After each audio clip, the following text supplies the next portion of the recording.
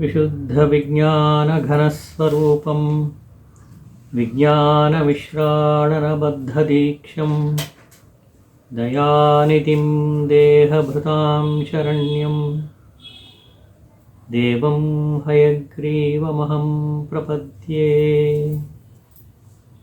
समस्तजननीं वन्दे चैतन्यस्तन्यदायिनीं श्रेयसीं श्रीनिवासस्य करुणामिव रूपिणीं।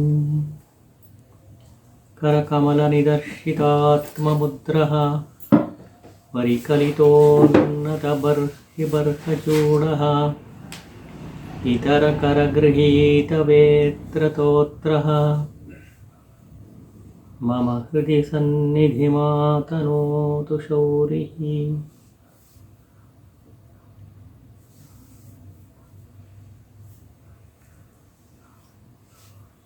ಜಗನ್ಮಾತಾ ಪಿತೃಗಳ ಪವಿತ್ರವೂ ಮಂಗಲವಾದ ಪಾದಾರವಿಂದಗಳ ಸ್ಮರಣೆಯಲ್ಲಿ ಎಲ್ಲ ಭಾಗವತವೃಂದವರೆಗೂ ನಮಸ್ಕರಿಸುತ್ತಾ ಇಂದಿನ ಪಾಠವನ್ನು ಮುಂದುವರಿಸೋಣ.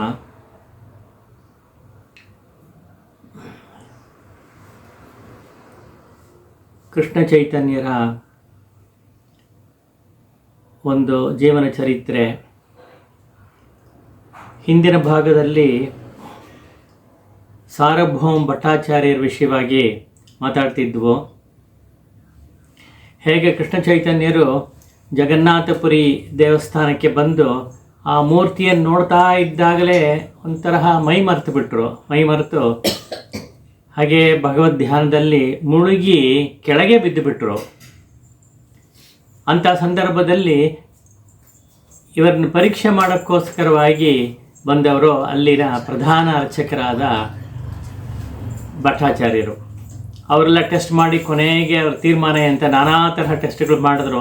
ಹಿಂದಿನ ಸಲ ಗಮನಿಸೋದನ್ನು ಅದನ್ನು ಅರ್ಥ ಮಾಡಿಕೊಂಡು ಅವರು ಇದೆಲ್ಲ ಜಿನೈನ್ ಅನ್ನೋದು ಒಂದು ಸರ್ಟಿಫಿಕೇಟ್ ಕೊಟ್ಟಂಗೆ ಆಯಿತು. ಅದಾದ ಮೇಲೆ ಅವರು ಶುದ್ಧ ಅದ್ವೈತಿಗಳು ಮತ್ತು ನೈಯಾಯಿಕರು ಆಗಿದ್ದರು. ಅದರಿಂದ ಲಾಜಿಕ್ಕು ಎಲ್ಲ ತುಂಬ ಚೆನ್ನಾಗಿ ಬರ್ತಿತ್ತು. ಅಗಾಧವಾದ ಪಾಂಡಿತ್ಯ ಅವರದ್ದು. ಅಷ್ಟಿದ್ದಾಗ ಅವರು ಅವ್ರದ್ದೇ ಸರಣಿಯಲ್ಲಿ ಮಾತಾಡ್ತಾ ಇದ್ದರು. ಇವರು ಭಕ್ತಿ ಮಾರ್ಗದಲ್ಲಿ ವಿಶೇಷವಾಗಿ ಕೊಂಡಾಡ್ತಾ ಇದ್ದರು ಚೈತನ್ಯರು. ಇಬ್ಬರಿಗೂ ಒಂದು ವಾಗ್ವಾದ ನಡೀತು. ಅದನ್ನು ಹಿಂದಿನ ಸಲ ಗಮನಿಸಿದ್ವು. ಕೊನೆಗೆ ಇವರು ಒಂದು ತರಹ ಗೆದ್ದರು. ಅವ್ರನ್ನ ಪೂರ್ತಿ ವಶಪಡಿಸ್ಕೊಂಡ್ಬಿಟ್ರು. ಭಟ್ಟಾಚಾರ್ಯರನ್ನ ವಶಪಡಿಸ್ಕೊಂಡು ಕೊನೆಗೆ ಅವರು ಇವರ ಪಾದಕ್ಕೆ ಬೀಳೋ ತರಹ ಒಂದು ಪರಿಸ್ಥಿತಿ ಬಂದ್ಬಿಡ್ತು. ಎಲ್ಲ ಒಪ್ಕೊಂಡ್ಬಿಟ್ರು. ಎಷ್ಟರ ಮಟ್ಟಿಗೆ ಅಂತ ಹೇಳಿದ್ರೆ ಪೂರ್ತಿ ಅವರು ಕನ್ವರ್ಟ್ ಆಗಿಬಿಟ್ರು. ತಮ್ಮ ಒಂದು ಮಾಯಾವಾದವನ್ನು ಬಿಟ್ಟುಬಿಟ್ಟು, ಮಾಯಾವಾದ ಅಂತ ಹೇಳಿದ್ರೆ ಅದ್ವೈತದ ಒಂದು ವಾದಕ್ಕೆ ಮಾಯಾವಾದ ಅಂತ ಹೇಳ್ತಾರೆ. ಮಿಥ್ಯಾ ಅಂತ ಹೇಳೋದು, ಬ್ರಹ್ಮಸತ್ಯಂ ಜಗನ್ಮಿಥ್ಯಾ ಅಂತ, ಮಿಥ್ಯೆ ಮಾಯೆ ಅಂತ ಹೇಳೋದು. ಮಾಯಾವಾದವನ್ನು ಬಿಟ್ಟು ಇವರು ಭಕ್ತಿ ಪಂಥಕ್ಕೆ ಬಂದುಬಿಟ್ರು ಅವರು ಅನ್ನೋದನ್ನು ಗಮನಿಸಿದ್ವು. ಮುಂದಿನ ಹಂತದಲ್ಲಿ ಏನಾಗುತ್ತೆ ಅವ್ರದ್ದು ಅನ್ನೋದು ನೋಡೋಣ. ಅದನ್ನೇ ಇವತ್ತು ನಾವು ಗಮನಿಸಬೇಕಾಗಿರೋದು. ಹೀಗೆ ಅವ್ರ ಜೊತೆಲೇ ಇದ್ದಾಗ ಚೈತನ್ಯರು ಜಗನ್ನಾಥಪುರಿಯಲ್ಲೇ ಇದ್ದರು. ಕೆಲವು ದಿವಸ ವಾಸವಾಗಿದ್ದರು. ಆವಾಗ ಒಂದು ದಿವಸ ಏನು ಮಾಡಿದ್ರು, ಭಟ್ಟಾಚಾರ್ಯರು ಒಂದು 100 ಶ್ಲೋಕವನ್ನು ಕಂಪೋಸ್ ಮಾಡಿದ್ರು. ಪಂಡಿತರವರು ಆಶುಕವಿಗಳು ಅಂತೆಲ್ಲ ಕೇಳಿದ್ದೀವಲ್ಲ, ಅದು 100 ಕವಿತೆಗಳನ್ನು, ಶ್ಲೋಕಗಳನ್ನು ತಯಾರು ಮಾಡಿದ್ರು. ಇವರ ಬಗ್ಗೆನೇ, ಚೈತನ್ಯರ ಬಗ್ಗೆ ತಯಾರು ಮಾಡಿ ಅದನ್ನು ಅವರ ಮುಂದೆ ಒಪ್ಪಿಸ್ಬೇಕು ಅಂತ ಹೇಳಿ ಒಪ್ಪಿಸ್ತಾ ಇದ್ದಾರೆ. ಇವರ ಒಂದು ತರಹ ಒಂದು ಗುಣಗಾನ, ಇವರ ಆ್ಯಕ್ಟಿವಿಟೀಸ್ ಎಲ್ಲ ಹೇಗಿದೆ ಅನ್ನೋದೆಲ್ಲ ವರ್ಣಿಸುವಂಥ ಒಂದು ಶ್ಲೋಕ ಮಾಲೆ, ಅದು ಸ್ತೋತ್ರ ಮಾಲೆ. ಅದನ್ನು ಒಪ್ಪಿಸಿದ್ದಾರೆ. ಅದು ಎಷ್ಟು ಉನ್ನತ ಮಟ್ಟದ್ದು ಅಂತ ಹೇಳಿದ್ರೆ ಅದಕ್ಕೆ ಸಮಾನವಾಗಿ ಯಾರೂ ರಚನೆ ಮಾಡಿಲ್ಲ ಅಂತ. ಅದು ಬೃಹಸ್ಪತಿ ಕೂಡ ರಚನೆ ಮಾಡೋಕ್ಕೆ ಸಾಧ್ಯ ಇಲ್ಲ ಅನ್ನೋ ಹಾಗೆ ಹೇಳ್ತಾರೆ. ಅಷ್ಟು ಪ್ರಸಿದ್ಧವಾಗಿರುವಂಥ ಒಂದು ಶ್ಲೋಕಗಳು. ಹೇಳಿದಾಗ ತುಂಬ ಸಂತೋಷ ಆಗ್ಬಿಡುತ್ತೆ ಕೇಳಿ. ಅಂದರೆ ಅವರು ಒಂಥರ ಮನಸ್ಸಿನ ಭಾವದಲ್ಲಿ ಹೇಳ್ತಾ ಇದ್ದಾರೆ. ಚೈತನ್ಯರು ಕೂಡ ಅದು ತುಂಬ ಸಂತೋಷ ಉಂಟಾಗಿ ಅವ್ನು ಹಾಗೆ ಬಾಚಿ ತಬ್ಕೋತಾರಂತೆ. ತಬ್ಕೊಂಡು ಇದು ಮಾಡಿದಾಗ ಆ ಒಂದು ಸ್ಪರ್ಶವೇ ಅವರಿಗೆ ಭಟ್ಟಾಚಾರ್ಯರಿಗೆ ವಿಶೇಷವಾದ ಒಂದು ಪರಿಣಾಮವನ್ನು ಉಂಟು ಮಾಡಿಬಿಡ್ತು. ಉಂಟು ಮಾಡಿ ಅವರು ಕೃಷ್ಣ ಕೃಷ್ಣ ರಾಮ ರಾಮ ಅಂತ ಹೇಳ್ತಾ ಇದ್ದಾರೆ. ಅವರು ಹೇಳ್ತಾ ಹೇಳ್ತಾ ಹೇಳ್ತಾ ಹಾಗೆಯೇ ಒಂಥರ ನರ್ತನ ಮಾಡೋಕ್ಕೆ ಶುರು ಮಾಡ್ತಾರೆ. ಕೊನೆಗೆ ಹಾಗೇ ಅವರು ಒಂಥರ ಮೈ ಮರೆತು ಕೆಳಗೆ ಬೀಳೋ ಅಂಥ ಪರಿಸ್ಥಿತಿ ಬಂದ್ಬಿಡ್ತು. ಚೈತನ್ಯರು ಹಾಗಾಗ್ತಾ ಇದ್ದರು. ಚೈತನ್ಯ ಸ್ಪರ್ಶದಿಂದ ಅವ್ರಿಗೂ ಹೀಗಾಗೋಯ್ತು ಅಂತ, ಭಟ್ಟಾಚಾರ್ಯರಿಗೂ ಹೀಗಾಗೋಯ್ತು. ಹೀಗಾಗಿ ಅವ್ರು ಬಿಡೋ ಹಾಗೆ ನೋಡ್ತಾ ಇರೋರೆಲ್ಲ ಆಶ್ಚರ್ಯ ಪಡ್ತಾರೆ, ಏನು ಭಟ್ಟಾಚಾರ್ಯ ಹೀಗಾಗ್ಬಿಟ್ಟಿದ್ದಾರೆ. ಯಾಕೆಂದರೆ ಅವ್ರಿಗೆ ನೋಡಿದವ್ರಿಗೆಲ್ಲ ಏನಪ್ಪ ಚಿತ್ರ ಅಂತ ಹೇಳಿದ್ರೆ ಭಟ್ಟಾಚಾರ್ಯ ನೈಯಾಯಿಕರು, ವಾದ ಮಾಡೋರು, ತರ್ಕಶಾಸ್ತ್ರ ಅದನ್ನು ಹಿಡಿದು ಪ್ರತಿಯೊಂದಕ್ಕೂ ವಾದ ಮಾಡಿ ಮಾಡೋರು. ಆಮೇಲೆ ಜಗನ್ಮಿಥ್ಯ ಅಂಥೇಳಿ ಅದನ್ನು ಪ್ರತಿಪಾದನೆ ಮಾಡ್ತಾ ಇದ್ದವರು. ಅದು ಭಕ್ತಿ ಕಡೆ ಜಾಸ್ತಿ ಒಲವಿರಲಿಲ್ಲ. ಅಂಥವರಿಗೆ ಪೂರ್ತಿ ಬದಲಾವಣೆ ಆಗಿಬಿಟ್ಟಿದಾರಲ್ಲ, ಭಕ್ತರಾಗಿಬಿಟ್ಟಿದಾರಲ್ಲ. ಭಕ್ತರಾಗಿ ಕೃಷ್ಣ ಕೃಷ್ಣ ಅಂತ ಹೇಳಿ ಕುಣಿದಾಡೋ ಪರಿಸ್ಥಿತಿ ಬಂದಿದೆಯಲ್ಲ ಇವರಿಗೆ. ಅಷ್ಟು ಇದಾಗಿದೆಯಲ್ಲ. ಇಷ್ಟು ಮಾರ್ಪಾಡಿಗೆ ಬದಲಾವಣೆಗೆ ಕಾರಣ ಯಾರಪ್ಪ ಅಂತ ಹೇಳಿದ್ರೆ ಕೃಷ್ಣ ಚೈತನ್ಯರೇ ಅಂಥೇಳಿ ಅವ್ರನ್ನ ಕೊಂಡಾಡ್ತಾರೆ. ಹೇಗೆ ಅಂತ ಹೇಳಿದ್ರೆ ಇವರು ಒಂದು ಕಲ್ಲು ಹೃದಯ ಇರೋ ಒಂದು ದೃಷ್ಟಿಯಿಂದ, ಕಲ್ಲು ಹೃದಯದಿಂದ ಹೀಗೆ ಕರಗಿಸ್ಬಿಟ್ಟಿದಾರಲ್ಲ ಇವರು ಚೈತನ್ಯರು ಅಂಥೇಳಿ ಕೊಂಡಾಡ್ತಾರೆ ಉಳಿದವರೆಲ್ಲ. ಇನ್ನೊಂದು ಇವರು ಸ್ಪರ್ಶದಿಂದ ಹೀಗಾಯಿತು ಅಂತ ಹೇಳಿದಾಗ ಇನ್ನೊಂದು ಮಾತನ್ನು ಹೇಳ್ತಾರೆ. ಒಂದು ಸ್ಪರ್ಶಮಣಿ ಥರ ಇದಾರೆ ಬರುತ್ತಾ. ಸ್ಪರ್ಶಮಣಿ ಏನು ಮಾಡುತ್ತೆ, ಒಂದು ಗುಂಡು ಅಂತ ಹೇಳಿದ್ರೆ ಕಬ್ಬಿಣದ ಗುಂಡನ್ನು ಸ್ಪರ್ಶ ಮಾಡಿದ್ರೆ ಅದು ಚಿನ್ನ ಆಗಿಬಿಡುತ್ತೆ ಅಂತೆ. ಸ್ಪರ್ಶಮಣಿ ಯೋಗ್ಯತೆ ಅದು ಅಪಾರವಾದ ಒಂದು ಶಕ್ತಿ ಅದು. ಹಾಗೆ ಇಂಥ ಒಂದು ಕಠಿಣವಾದ ಒಂದು ಕಲ್ಲುಗುಂಡ ತರಹ ಇದ್ದವರನ್ನ ಹಾಗೆ ಕರಗಿಸ್ಬಿಟ್ಟರಲ್ಲ ಇವರು, ಎಂಥ ಸ್ಪರ್ಶಮಣಿ ಇವ್ರದ್ದು ಅಂಥೇಳಿ ಜನರು ಕೊಂಡಾಡೋ ಹಾಗಾಯಿತು ಅಂಥೇಳಿ ಹೇಳ್ತಾರೆ. ಇದಾದ ಮೇಲೆ ಒಂದು ದಿವಸ ಹೀಗೆ ಕೆಲವು ಕಾಲ ಕಳೀತು. ಒಂದು ದಿವಸ ಏನು ಮಾಡ್ತಾರೆ, ಇವರು ಚೈತನ್ಯರು ಬೆಳಗ್ಗೆ ಬೇಗ ಎದ್ದು ದೇವಸ್ಥಾನಕ್ಕೆ ಹೋಗಿ ಎಲ್ಲ ದರ್ಶನ ಎಲ್ಲ ಮಾಡ್ಕೊಂಬರ್ತಾರೆ. ಮಾಡ್ಕೊಂಬಂದಾಗ ಅಲ್ಲಿ ಅರ್ಚಕರು ಇವ್ರಿಗೊಂದು ಭಗವಂತನ ಕೊರಳಿಗೆ ಹಾಕಿದಂಥ ಒಂದು ಹಾರವನ್ನು ತೆಗೆದುಕೊಡ್ತಾರೆ ಇವರಿಗೆ. ಮತ್ತು ಪ್ರಸಾದ ಎಲ್ಲ ವಿತರಣೆ ಆಗುತ್ತೆ, ಪ್ರಸಾದ ಎಲ್ಲ ಕೊಡ್ತಾರೆ. ಅದೆಲ್ಲ ತಗೊಂಡು ಇವರು ಸೀದಾ ಎಲ್ಲಿ ಬರ್ತಾರೆ ಅಂತ ಹೇಳಿದ್ರೆ ಭಟ್ಟಾಚಾರ್ಯರ ಮನೆಗೆ ಬರ್ತಾರೆ. ಭಟ್ಟಾಚಾರ್ಯ ಅಲ್ಲೇ ವಾಸವಾಗಿದ್ದವರು. ಭಟ್ಟಾಚಾರ್ಯ ಮನೆಗೆ ಬರ್ತಾರೆ. ಭಟ್ಟಾಚಾರ್ಯ ಮನೆಗೆ ಬಂದಾಗ ಇವರು ಬಂದದ್ದು ನೋಡಿ, ತಮ್ಮ ಮನೆಗೆ ಬಂದಿದ್ದ ಚೈತನ್ಯರು ಬಂದಿದ್ದು ನೋಡಿ ತುಂಬ ಖುಷಿಯಾಗ್ಬಿಡುತ್ತೆ. ಖುಷಿಯಾಗಿ ತುಂಬ ಗೌರವದಿಂದ ಅವರು ನಮಸ್ಕಾರ ಮಾಡಿ ಅವ್ರನ್ನ ಬರಮಾಡ್ಕೊತಾರೆ. ವಯಸ್ಸಲ್ಲಿ ತುಂಬ ದೊಡ್ಡವರವರು, ಆದರೆ ಇವರು ಸನ್ಯಾಸಿಗಳು. ಹಾಗಾಗಿ ನಮಸ್ಕಾರ ಮಾಡಿ ಒಳಗಡೆ ಬರಮಾಡ್ಕೋತಾರೆ. ಆವಾಗ ಇವರ ಪುಷ್ಪಮಾಲಿಕೆ ಆಗಲಿ, ಭಗವಂತ ಪ್ರಸಾದವಾಗಿ ಬಂದ ಪುಷ್ಪಮಾಲಿಕೆ ಮತ್ತು ಇದು ಪ್ರಸಾದಗಳು ಎಲ್ಲ ಅವರು ಕೊಡ್ತಾರೆ. ಕೊಟ್ಟಾಗ ಅವರಿನ್ನೂ ಸ್ನಾನವೂ ಮಾಡಿರಲಿಲ್ಲ ಭಟ್ಟಾಚಾರ್ಯರು. ಸ್ನಾನ ಮಾಡಿರಲಿಲ್ಲ, ಹಲ್ಲು ಉಜ್ಜಿದ್ದೋ ಇಲ್ಲೋ ಗೊತ್ತಿಲ್ಲ ಅಂತ ಇದರಲ್ಲಿ ಭಗವಂತನ ಪ್ರಸಾದ ತಂದು ಕೊಡ್ತಾ ಇದ್ದಾರೆ. ಆವಾಗ ಏನು ಮಾಡೋರು, ಆ ಪ್ರಸಾದವನ್ನು ಹಾಗೇ ಬಾಯಿಗೆ ಹಾಕ್ಕೊಂಡು ಆಸ್ವಾದನೆ ಮಾಡೇ ಬಿಟ್ರು ಅವರು. ಇದೇನಿದು, ಸ್ನಾನಕ್ಕೆ ಮುಂಚೆ ತೊಗೋಬೋದಾ ಅಥವಾ ಮುಖಾಯಿಕ ತೊಳೆದೇ ಇದ್ದಾಗ ತೊಗೋಬೋದಾ ಅಂತ ಕೇಳಿದ್ರೆ ಅವರು ಶಾಸ್ತ್ರ ಪಂಡಿತರು ಅವ್ರಿಗೆ ಗೊತ್ತಿತ್ತು. ವಿಷ್ಣು ಪುರಾಣದಲ್ಲಿ ಸ್ಪಷ್ಟವಾಗಿ ಒಂದು ಮಾತಿದೆಯಂತೆ, ಭಗವಂತನ ತೀರ್ಥ ಮತ್ತು ಪ್ರಸಾದ ಬಂದಾಗ ಅದನ್ನು ಯಾವುದೇ ಕಾರಣಕ್ಕೂ ನಿಧಾನ ಮಾಡಬಾರ್ದು, ಆಮೇಲೆ ತೊಗೋತೀನಿ ಅಂತ ಹೇಳಬಾರ್ದು, ತಕ್ಷಣವೇ ತೊಗೋಬೇಕು. ಅದು ಹೇಗಿದ್ರೂ ತೊಗೋಬೇಕು ಅಂತ ಒಂದು ಮಾತಿದೆ. ಹೇಗಿದ್ರು ಅಂತ ಹೇಳಿದ್ರೆ ಅದು ಉಪ್ಪು ಹುಳಿ ಖಾರ ಎಲ್ಲ ಸರಿಯಾಗಿದೆ ಅಂತೆಲ್ಲ ನೋಡಬಾರ್ದು. ಭಗವತ್ ಪ್ರಸಾದಕ್ಕೆ ಯಾವಾಗಲೂ ತಗೊಂಡಾಗ ಭಗವತ್ ಸ್ಮರಣೆಯಲ್ಲಿ ಅದು ಬಾಯಿಗೆ ಹಾಕ್ಕೊಂಡು ಅದನ್ನು ಆಸ್ವಾದನೆ ಮಾಡಬೇಕು ಅಂತ. ಆಮೇಲೆ ಅದು ತುಂಬ ತಣ್ಣಗಾಗ್ಬಿಟ್ಟಿದೆ ಅಂತಲೋ ಅಥವಾ ಅಂತ ಶುಷ್ಕವಾಗಿಬಿಟ್ಟಿದೆ ಅಂತಲೋ ಅದೆಲ್ಲ ಏನು ಹೇಳೋ ಹಾಗಿಲ್ಲ ಅಂತ. ಭಗವತ್ ಪ್ರಸಾದ ವಿಷಯದ ಅದು ಯಾವುದನ್ನೂ ಹೇಳಬಾರ್ದು.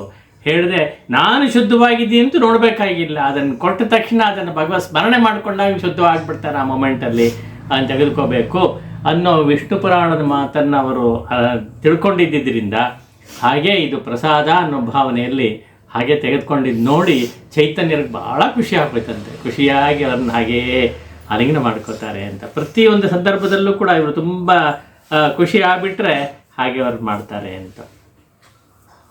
ಹಾಗೆ ಮತ್ತೊಂದು ದಿವಸ ಏನಾಗುತ್ತೆ, ಇವರು ಈಗ ಸರದಿ ವ್ಯತ್ಯಾಸ ಆಗಿದೆ. ಈ ಭಟ್ಟಾಚಾರ್ಯ ಏನು ಮಾಡ್ತಾರೆ, ದೇವಸ್ಥಾನದಿಂದ ಪ್ರಸಾದ ಇವೆಲ್ಲ ತಂದು ಎಲ್ಲ ಇದು ಮಾಡಿ ತಮ್ಮ ಅಸಿಸ್ಟೆಂಟ್ಸ್ಗಳಿರ್ತಾರಲ್ಲ ಇಬ್ಬರು, ಅವ್ರ ಕೈಯಲ್ಲಿ ಕೊಟ್ಟು ಕಳಿಸ್ತಾರೆ ಚೈತನ್ಯರಿಗೆ ತಲುಪಿಸ್ಬೇಕು ಅಂಥೇಳಿ. ತಲುಪಿಸುವಾಗ ಅವ್ರೇನು ಮಾಡ್ತಾರೆ, ಇವ್ರ ಮೇಲೆ ಒಂದು ಶ್ಲೋಕವನ್ನು ಬರೀತಾರಂತೆ. ಭಟ್ಟಾಚಾರ್ಯರು ಬರೆದು ಬಿಟ್ಟು ಚೈತನ್ಯರ ಬಗ್ಗೆ ಬರೆದು ಬಿಟ್ಟು ಇದನ್ನು ತಲುಪಿಸ್ಬಿಡಿ ಅವರಿಗೆ ಅಂತ ಹೇಳಿ ಕೊಡ್ತಾರಂತೆ. ಪ್ರಸಾದ ಜೊತೆಯಲ್ಲಿ ಶ್ಲೋಕವನ್ನು ಬರೆದಂಥ ಒಂದು ಇದು ಪತ್ರ ಅದನ್ನು ಕೊಡ್ತಾರೆ. ಅದನ್ನು ಕೊಡೋವಾಗ ಏನು ಮಾಡ್ತಾರೆ, ತೊಗೊಂಬಂದವರು ದಾರಿಯಲ್ಲಿ ಅದೇನು ಶ್ಲೋಕ ಅಂತ ನೋಡಿಬಿಟ್ಟು ತುಂಬ ಚೆನ್ನಾಗಿದೆಯಲ್ಲ ಅಂತ ಹೇಳಿ ತಮ್ಮ ಪುಸ್ತಕದಲ್ಲಿ ಬರ್ಕೊಂಡ್ಬಿಡ್ತಾರೆ. ಅದನ್ನು ಕಾಪಿ ಮಾಡ್ಕೋತಾರಂತೆ. ಮಾಡ್ಕೊಂಡು ಇವರು ತಂದು ಕೊಡ್ತಾರೆ. ತಂದು ಕೊಟ್ಟಾಗ ಇವರು ಅದನ್ನೆಲ್ಲ ನೋಡ್ತಾರೆ, ಪ್ರಸಾದನ ಸ್ವೀಕರಿಸಿ ಆಮೇಲೆ ಬರೆದಿರೋ ಶ್ಲೋಕವನ್ನು ನೋಡಿದಾಗ ತಮ್ಮನ್ನು ಹೊಗಳಿ ಬರೆದಿರೋ ಅಂಥ ಒಂದು ಶ್ಲೋಕ ಅದು ಅವರಿಗೆ ತಮ್ಮನ್ನು ಹೊಗಳೋ ಅಂಥ ಒಂದು ವಿಷಯ ಅವ್ರಿಗೆ ಇಷ್ಟವಾಗಲ್ಲ. ಅದೇನು ಮಾಡೋ ತಕ್ಷಣ ಅದನ್ನು ಹಾರದು ಪೀಸ್ ಮಾಡಿ ಎಸ್ದು ಬಿಡ್ತಾರಂತೆ. ಅಯ್ಯೋ ಹೋಯ್ತಲ್ಲ ಅಂತ ಅಂದ್ಕೊಂಡ್ರೆ ಸದ್ಯ ಅದೃಷ್ಟವಶಾತ್ ಇವರು ಕಾಪಿ ಮಾಡ್ಕೊಂಡಿದ್ದಲ್ಲ, ತೊಗೊಂಬಂದವ್ರು ಕಾಪಿ ಮಾಡ್ಕೊಂಡಿದ್ದಲ್ಲ, ಅದೊಂದು ಉಳ್ಕೊಳ್ತು ಅಂತ. ಏನದಲ್ಲಿ ಬರೆದಿದ್ರು ಶ್ಲೋಕದ ಅಭಿಪ್ರಾಯ ಏನಪ್ಪ ಅಂತ ಹೇಳಿದ್ರೆ, ಪರಮಪುರುಷನೇ ಈ ಚೈತನ್ಯ ರೂಪದಲ್ಲಿ ಅವತಾರ ಮಾಡಿ ಬಂದಿದ್ದಾನೆ. ಅವತಾರ ಮಾಡಿ ಬಂದರು ಯಾತಕ್ಕೋಸ್ಕರ ಅಂತ ಹೇಳಿದ್ರೆ, ಜನಗಳಿಗೆಲ್ಲ ಭಕ್ತಿ, ವೈರಾಗ್ಯ, ಜ್ಞಾನ ಇವುಗಳೆಲ್ಲ ಸಿಗಬೇಕು, ಎಲ್ಲ ಗೊತ್ತಾಗಿ ಇದರಿಂದ ಉದ್ಧಾರವಾಗಬೇಕು ಅನ್ನೋಕ್ಕೋಸ್ಕರ ಭಗವಂತನೇ ಅವತಾರ ಮಾಡಿ ಬಂದಿದ್ದಾನೆ. ಅಂಥ ಮಹಾತ್ಮರು ಇವರು ಎಂಥ ಕರುಣೆ ಇವರಿಗೆ ಅಂತ ಹೇಳಿದ್ರೆ, ಅಪಾರವಾದ ಕರುಣೆ ಇವರಿಗೆ, ಸಮುದ್ರದಂತೆ ಅಪಾರವಾದ ಕರುಣೆ ಇವರಿಗೆ ಅಂಥೇಳಿ ಅಂಥ ಚೈತನ್ಯರ ಪಾದ ಪದ್ಮಗಳಲ್ಲಿ ನಾವೆಲ್ಲ ಶರಣ ಹೊಂದೋಣ ಅನ್ನೋ ಅಭಿಪ್ರಾಯ ಬರೋ ಅಂಥ ಒಂದು ಶ್ಲೋಕವನ್ನು ಮಾಡಿದ್ದಾರೆ. ತುಂಬ ಚೆನ್ನಾಗಿರೋ ಶ್ಲೋಕ. ಅವರು ಕಾಪಿ ಮಾಡಿ ಇಟ್ಕೊಂಡಿದ್ರಿಂದ ಗೊತ್ತಾಯಿತು ಇದು ಹೊರಟೋಗಿರೋದೇನೋ ಆಯಿತು. ಇದು ಒಂದು ತರಹ ತುಂಬ ಚೆನ್ನಾಗಿದೆ. ಅವರದನ್ನು ಹೀಗೆ ತಗೊಂಡು ಇದು ಮಾಡಿದ್ರು. ಇದೆಲ್ಲ ಹೀಗೆಲ್ಲ ಮಾಡಿದ್ರಿಂದಲೇ ಅವರು ತುಂಬ ಶ್ರೇಷ್ಠತಮರಾದ ಒಂದು ಭಕ್ತರಾಗಿದ್ದರು ಅನ್ನೋ ಹೆಸರು ಎಲ್ಲ ಕಡೆಯೂ ಹರಡ್ತು.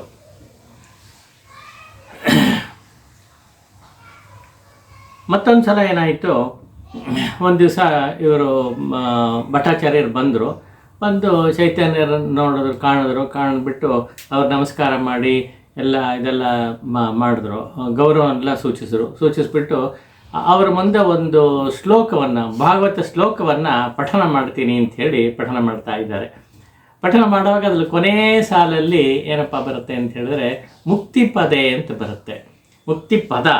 ಮುಕ್ತಿಯನ್ನು ಕೊಡೋ ಅಂಥ ಒಂದು ಪದ, ಒಂದು ನೆಲೆ ಅನ್ನೋದನ್ನು, ತಾಣ ಅನ್ನೋದನ್ನು ಹೇಳ್ತಾ ಇದೆ. ಅದನ್ನು ಹೇಳೋವಾಗ ಇವರು ಬದಲಾಯಿಸ್ಬಿಟ್ಟು ಭಕ್ತಿ ಪದೆ ಅಂತ ಹೇಳ್ತಾರೆ ಅದನ್ನು. ಇವರು ತಕ್ಷಣ ಇವರಿಗೆ ಚೈತನ್ಯರು ಗೊತ್ತಿರುತ್ತಲ್ಲ, ಶ್ಲೋಕಗಳು ಎಲ್ಲ ಅವ್ರಿಗೆ ಗೊತ್ತಿತ್ತು. ಹಾಗಾಗಿ ಏನು ಮಾಡ್ತಾರೆ, ಏನು ಹೇಳಿದೆ ನೀನು, ಮುಕ್ತಿ ಪದೆ ಅಂತ ಭಕ್ತಿ ಪದೆ ಅಂತ ಹೇಳಿದೆಯಲ್ಲ, ಭಕ್ತಿ ಪದ ಅಲ್ಲಿದೆಯಾ, ಹಾಗೆ ಅದು ಮುಕ್ತಿ ಪದೆ ಅಂತಲ್ವಾ ಅದು ಅಂತ ಇವರೇ ಹೇಳ್ತಿದ್ದಾರೆ. ಅದಕ್ಕೆ ಹೌದು ಮುಕ್ತಿ ಅಂತಿದೆ ಅಲ್ಲಿ, ನನಗೆ ಅದು ಇಷ್ಟ ಆಗಿಲ್ಲ, ಭಕ್ತಿ ಅಂತ ಮಾಡಿದೆ ಅದನ್ನು ಅಂತ ಇವರು ಹೇಳ್ತಾರಂತೆ. ಯಾಕೆ ಇಷ್ಟ ಆಗಿಲ್ಲ ಅಂತ ಹೇಳಿದ್ರೆ, ಮುಕ್ತಿ ಅಂದರೆ ಏನು ಅಂತ ಇವರು ವಿವರಣೆ ಕೊಡ್ತಾ ಇದ್ದಾರೆ ಭಟ್ಟಾಚಾರ್ಯರು. ಏನು ಮುಕ್ತಿ ಅಂದರೆ ಏನು ಅಂತ ಹೇಳಿದ್ರೆ, ಆ ಭಗವಂತ ಇದ್ದಾನಲ್ಲ ಪರಬ್ರಹ್ಮ, ಅದು ನಿರಾಕಾರ, ನಿರ್ಗುಣ, ನಿರಾಕಾರ ಅಂಥ ಒಂದು ಇದು ಬಹಳ ಜ್ಯೋತಿರ್ಮಯವಾಗಿದೆ.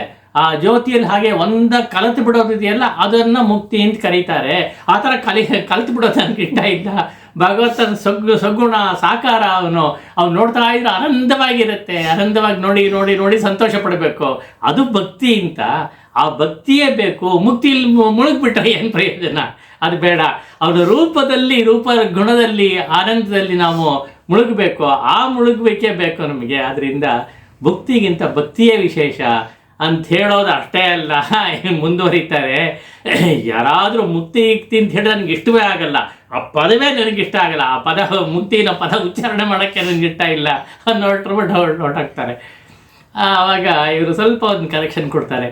ಇಲ್ಲಪ್ಪ, ಮುಕ್ತಿ ಅಂದರೆ ಎರಡು ಅರ್ಥ ಇದೆ. ಒಂದು, ನೀನು ಹೇಳಿದಾಗೆ ಆ ಜ್ಯೋತಿಯಲ್ಲಿ ಕಲಿತು ಹೋಗೋದು ಒಂದು ಮುಕ್ತಿ ಅಂತ.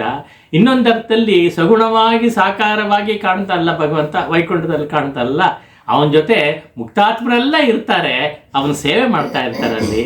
ಹಾಗೆ ನಿತ್ಯ ಸೂರಿಗಳಿರ್ತಾರೆ, ಅವರು ಕೂಡ ಸೇವೆ ಮಾಡ್ತಾ ಇರ್ತಾರೆ, ಅದನ್ನೂ ಕೂಡ ಮುಕ್ತಿ ಅಂತಲೇ ಹೇಳೋದು. ಆದ್ದರಿಂದ ಅಂಥದ್ದು ಭಕ್ತರಾಗಿರೋರು ಅದನ್ನೆಲ್ಲ ಆ ಮುಕ್ತಿಯನ್ನು ಪಡಿತಾರೆ, ಅದರಿಂದ ಮುಕ್ತಿಯನ್ನು ತಪ್ಪೇನಿಲ್ಲ ಅಂತ ಕರೆಕ್ಷನ್ಸ್ ಎಲ್ಲ ಕೊಡ್ತಾರೆ. ಆದರೂ ಅವರಿಗೆ ಭಟ್ಟಾಚಾರ್ಯಗೆ ಇಟ್ಟು ಇಲ್ಲ, ನನಗೆ ಬೇಡ ಅದು ಮುಕ್ತಿ, ನಾನು ಕೇಳಲ್ಲ ಅಂತ ಹೇಳ್ತಾರಂತೆ.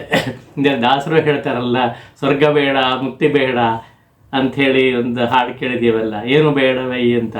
ನರಕದೊಳು ನೀನಿದ್ದರೆ ನರಕವೆಲ್ಲ ನನಗೆ ಅನ್ನೋ ಥರದಲ್ಲಿ ಒಂದು ಹಾಡು ಬರುತ್ತಲ್ಲ, ಹಾಗೆ ಆ ಒಂದು ಸ್ಥಿತಿ, ಮನಸ್ಸಿನ ಒಂದು ಸ್ಥಿತಿಗೆ ಹತ್ತು ಬಿಟ್ಟರೆ ಇನ್ನೇನು ಬೇಡ ಅಂತ ಅನ್ಸುತ್ತೆ. ಅವನೊಬ್ಬ ಇದ್ಬಿಟ್ರೆ ಸಾಕು, ಅವ್ನು ಎಲ್ಲಿ ಬೇಕಾದ್ರೂ ಇರಲಿ, ನರಕದಲ್ಲಿ ಇರಲ್ಲ, ನರಕದಲ್ಲೇ ನಾವು ಇರ್ತೀನಿ ಬೇಕಾದ್ರೆ ಅಂತ. ಯಾಕೆಂದರೆ ಅವನು ಇದ್ದುಬಿಟ್ರೆ ನರಕವಾಗಿರಲ್ಲ ಅನ್ನೋ ಒಂದು ಭಾವದಲ್ಲೂ ಹೇಳಿರಬಹುದು. ಹಾಗೆ ಆ ಒಂದು ಸ್ಥಿತಿಯನ್ನು ಇವರು ಹೊಂದಿಬಿಟ್ಟಿದ್ದಾರೆ ಭಟ್ಟಾಚಾರ್ಯರು. ಆ ದೃಷ್ಟಿಯಿಂದ ಅವರು ನನಗೆ ಮುಕ್ತಿ ಬೇಡ ಅಂತ ಹೇಳ್ತಾ ಇದ್ದಾರೆ. ಮುಕ್ತಿಯಲ್ಲಿ ಆಸಕ್ತಿ ಇಲ್ಲ, ಅದಕ್ಕಿಂತ ಭಕ್ತಿಯೇ ಬೇಕು ಅಂತ. ಭಕ್ತಿಯ ಒಂದು ರಸ ಇದೆಯಲ್ಲ, ಅದನ್ನು ಅನುಭವಿಸ್ಬಿಟ್ಟಿದ್ದಾರೆ ಇವರು. ಅನುಭವಿಸಿ ಚೆನ್ನಾಗದು ಮುಳುಗ್ತಾ ಇದ್ದಾರೆ ಅದರಲ್ಲಿ. ಅದರಿಂದ ಅದೇ ಬೇಕು ಅಂತ ಅನಿಸುತ್ತಂತೆ. ಅದನ್ನು ಹೇಳ್ತಾ ಇದ್ದಾಗ ಎಲ್ಲ ವಿವರಣೆ ಎಲ್ಲ ಕೊಟ್ಟರು ಚೈತನ್ಯರು. ಆದರೆ ಇವರು ಇಷ್ಟು ದೃಢವಾಗಿ ಹೇಳ್ತಾ ಇರೋದು ನೋಡ್ಬಿಟ್ಟು ತುಂಬ ಸಂತೋಷ ಆಯಿತು. ಒಂಥರ ಜೋರಾಗಿ ನಗ್ತಾ ಇದ್ದಾರಂತೆ ಇವರು ಚೈತನ್ಯರು. ನಕ್ಬಿಟ್ಟು ಎಂಥ ಒಂದು ಬದಲಾವಣೆ ಆಗಿದೆ ಅಂತ. ಅಲ್ಲಿ ಸುತ್ತಮುತ್ತ ಇದ್ದವರು ಅವರು ಕೂಡ ಆಶ್ಚರ್ಯಪಡ್ತಾರೆ, ಎಂಥ ಒಂದು ಬದಲಾವಣೆ ಆಗಿಬಿಟ್ಟಿದೆ ಇವರಿಗೆ. ಇವರೊಂಥರ ಸ್ಟಾಂಚ್ ಮಾಯಾವಾದಿಯಾಗಿದ್ದರು ಅಂಥವ್ರೀಗ ಭಕ್ತರಾಗ್ಬಿಟ್ಟಿದ್ದಾರಲ್ಲ, ಪರಮ ಭಕ್ತರಾಗ್ಬಿಟ್ಟಿದ್ದಾರಲ್ಲ ಅಂತೇಳಿ ಸಂತೋಷ ಪಡ್ತಾರೆ. ಆಯಿತು, ಹೀಗೆ ಕಾಲ ಕಳೀತಾ ಇರುತ್ತೆ. ಒಂದು ಸಂದರ್ಭದಲ್ಲಿ ಇವರಿಗೆ, ಚೈತನ್ಯರಿಗೆ ಅಲ್ಲಿಂದ ದಕ್ಷಿಣ ಭಾರತಕ್ಕೆ ಪ್ರವಾಸ ಹೋಗಬೇಕು ಅಂತ ಅನ್ಸುತ್ತೆ. ಅಲ್ಲಿರೋ ತೀರ್ಥಕ್ಷೇತ್ರಗಳನ್ನೆಲ್ಲ ಒಂದು ಸಲ ದರ್ಶನ ಮಾಡ್ಕೊಂಬರ್ಬೇಕು ಅಂಥೇಳಿ ಒಂದು ಒಂದು ಸಂಕಲ್ಪ ಉಂಟಾಗತ್ತೆ. ಹಾಗಾಗಿ ಅವರು ಬರ್ತಾರೆ. ಬಂದಾಗ ತುಂಬ ಎಕ್ಸ್ಟೆನ್ಸಿವ್ ಆಗಿ ಅವರು ಪ್ರಯಾಣ ಮಾಡ್ತಾರೆ. ಇಷ್ಟು ಅಂತ ಹೇಳೋಕ್ಕಾಗಲ್ಲ, ದೊಡ್ಡ ಇದು. ಸುಮ್ಮನೆ ಒಂದು ಲಿಸ್ಟ್ ಸಾಮಾನ್ಯವಾಗಿ ಕೊಡ್ತೀನಿ. ಒಂದು ಅಹೋಬಿಲ, ಆಂಧ್ರ ಪ್ರದೇಶದಲ್ಲಿರುವಂಥ ನರಸಿಂಹ ಕ್ಷೇತ್ರ ಅಹೋಬಿಲ, ಹಾಗೆ ಸ್ಕಂದರ ಒಂದು ಕ್ಷೇತ್ರ, ತಿರುಪತಿ ಆದಮೇಲೆ ಕಾಂಚೀಪುರ, ಶಿವಕಾಂಚಿ, ವಿಷ್ಣುಕಾಂಚಿ ಅಂತ. ಆಮೇಲೆ ಹತ್ತಿರದಲ್ಲಿ ಕಾಳಹಸ್ತಿ, ಆಮೇಲೆ ಕಾವೇರಿ ನದಿ ತೀರದಲ್ಲಿರುವಂಥ ಕ್ಷೇತ್ರಗಳು, ಉಡುಪಿ, ಶೃಂಗೇರಿ, ಆಮೇಲೆ ಶ್ರೀರಂಗ, ಕಾವೇರಿಯಲ್ಲಿ ವಿಶೇಷವಾಗಿ ಶ್ರೀರಂಗ ಅಲ್ಲಿಗೆ. ಆಮೇಲೆ ಇನ್ನೂ ಡೌನ್ ಸೌತ್ ಹೋದರೆ ರಾಮೇಶ್ವರ, ಇಲ್ಲಿ ಮತ್ತೆ ಈ ಕಡೆ ಬಂದಾಗ ಪಂಡರಾಪುರ. ಹೀಗೆ ಉದ್ದಕ್ಕೆ ಲಿಸ್ಟ್ ಇದೆ. ಅನೇಕ ಕ್ಷೇತ್ರಗಳನ್ನು ಅವರು ದರ್ಶನ ಮಾಡ್ಕೊಂಡ್ಬಂದಿದ್ದಾರೆ. ಅದರಲ್ಲಿ ಕೆಲವು ತುಂಬ ವಿಶೇಷವಾಗಿರೋ ಕೆಲವು ಘಟನೆಗಳನ್ನು ತುಂಬ ಸ್ಮರಣೆ ಮಾಡ್ಕೋತಾರೆ. ಅಂಥದ್ದನ್ನು ಮಾತ್ರ 1-2-3 ಇವಾಗ ಹೇಳೋದಕ್ಕೆ ಇಷ್ಟಪಡ್ತೀನಿ. ಒಂದನೇದು, ಅವರು ವಿಶಾಖಪಟ್ಟಣಂ ಹತ್ತಿರ ಇರುವಂಥ ಸಿಂಹಾಚಲ ಅಂತ. ಆ ಸಿಂಹಾಚಲ ಕ್ಷೇತ್ರಕ್ಕೆ ಬರ್ತಾರೆ. ಸಿಂಹಾಚಲದ ಏನಾಗಿದೆ ಅಂತ ಹೇಳಿದ್ರೆ, ಸಿಂಹಾಚಲದಲ್ಲಿ ಒಬ್ಬರು ರಾಮಾನಂದರಾಯರು ಅಂತ ಒಬ್ಬರು ಇರ್ತಾರೆ. ರಾಮಾನಂದರಾಯರು ವಾಸ್ತವವಾಗಿ ಆ ಪ್ರದೇಶದ, ಸಿಂಹಾಚಲದ ಪ್ರದೇಶದ ಒಂದು ಗವರ್ನರ್ ಆಗಿರ್ತಾರೆ. ಗವರ್ನರ್ ನಂಬರ್ 1 ಸ್ಟೇಟಸ್ ಗೌರ್ಮೆಂಟಲ್ಲಿ ಅಂತ ಒಂದು ಪೊಸಿಷನ್ಲಿ ಇರ್ತಾರೆ ಅವರು. ಆದರೆ ಅವರು ಮಹಾಭಕ್ತರು. ಎಂಥ ಭಕ್ತರು ಅಂತ ಹೇಳಿದ್ರೆ, ಅವರು ಸಾಧನೆಯಲ್ಲಿ ತುಂಬ ಮುಂದುವರೆದವರು. ಅಂಥವರ ಬಗ್ಗೆ ಒಂದು ಸೂಚನೆ ಈ ಸಾರ್ವಭೌಮ ಭಟ್ಟಾಚಾರ್ಯರು ಪುರಿಯಲ್ಲಿದ್ದಾಗ ಚೈತನ್ಯರಿಗೆ ಒಂದು ಸೂಚನೆ ಕೊಟ್ಟಿರ್ತಾರೆ, ಇಂಥವ್ರೊಬ್ರು ಇದ್ದಾರೆ ಅಂತ. ಅದಕ್ಕೋಸ್ಕರ ಇವರಿಗೆ ಅವ್ರು ನೋಡಬೇಕು ಅನ್ನೋ ಒಂದು ಆಸೆ ಉಂಟಾಗಿರುತ್ತೆ.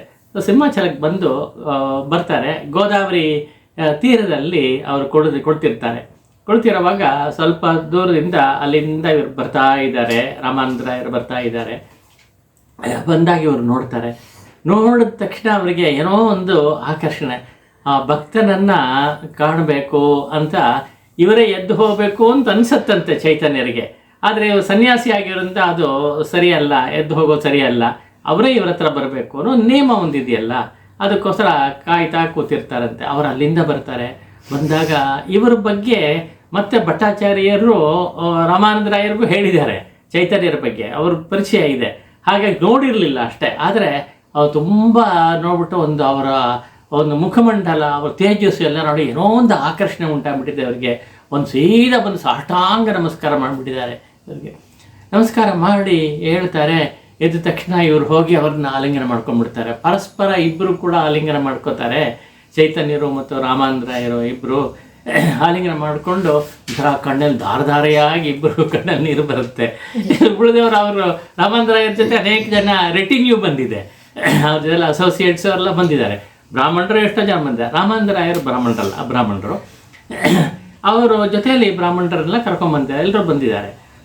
ಬಂದಾಗ ಅವ್ರಿಗೆಲ್ಲ ಆಶ್ಚರ್ಯ, ಏನಿದು ಹೀಗಿದೆಯಲ್ಲ ಅಂತ. ಈ ಆಶ್ಚರ್ಯಕ್ಕೆ ಎರಡು ಕಾರಣ. ಒಂದು, ಇವರು ಸನ್ಯಾಸಿ, ಇವರು ಚೈತನ್ಯರು ಸನ್ಯಾಸಿ ಆದವರು ಈ ಅಬ್ರಾಹ್ಮಣರು ಹೀಗೆ ಆಲಿಂಗನ ಮಾಡ್ಕೋತಾರಲ್ಲ, ಇದೇನಿದು ಅಂತ ಒಂದು ಆಶ್ಚರ್ಯ. ಎರಡನೇದು, ಇವರು ಬಂದಿದ್ದಾರೆ ರಾಮಾನಂದರಾಯರು ತಮ್ಮ ಯಜಮಾನರು ಸೀನಿಯರು, ಅವರು ದೊಡ್ಡ ಪೊಸಿಷನ್ ಇರೋರು, ಗವರ್ನರ್, ಅವರು ಇಡೀ ಪ್ರಾವಿನ್ಸ್ಗೆ ಗವರ್ನರು ಅಂತ. ಅಂದರೆ ತುಂಬ ಹಣವಂತರು ಅಂತ ಇಟ್ಕೊಳ್ಳೋಣ, ಪೊಸಿಷನ್ನಿಂದ ಬಂದಿದೆ. ಅವರು ಈ ಸನ್ಯಾಸಿ ನೋಡಿ ಆಲಿಂಗನ ಮಾಡ್ಕೊಂಡು ಕಣ್ಣಲ್ಲಿ ದಾರಿಯಾಗಿ ನೀರು ಬಿಡ್ತಾರಲ್ಲ, ಇದೇನಿದು ಅಂತ ಆಶ್ಚರ್ಯ. ಎರಡೂ ಕಡೆಯಿಂದ ಎಲ್ಲರಿಗೂ ಆಶ್ಚರ್ಯವಾಗಿಬಿಡುತ್ತೆ.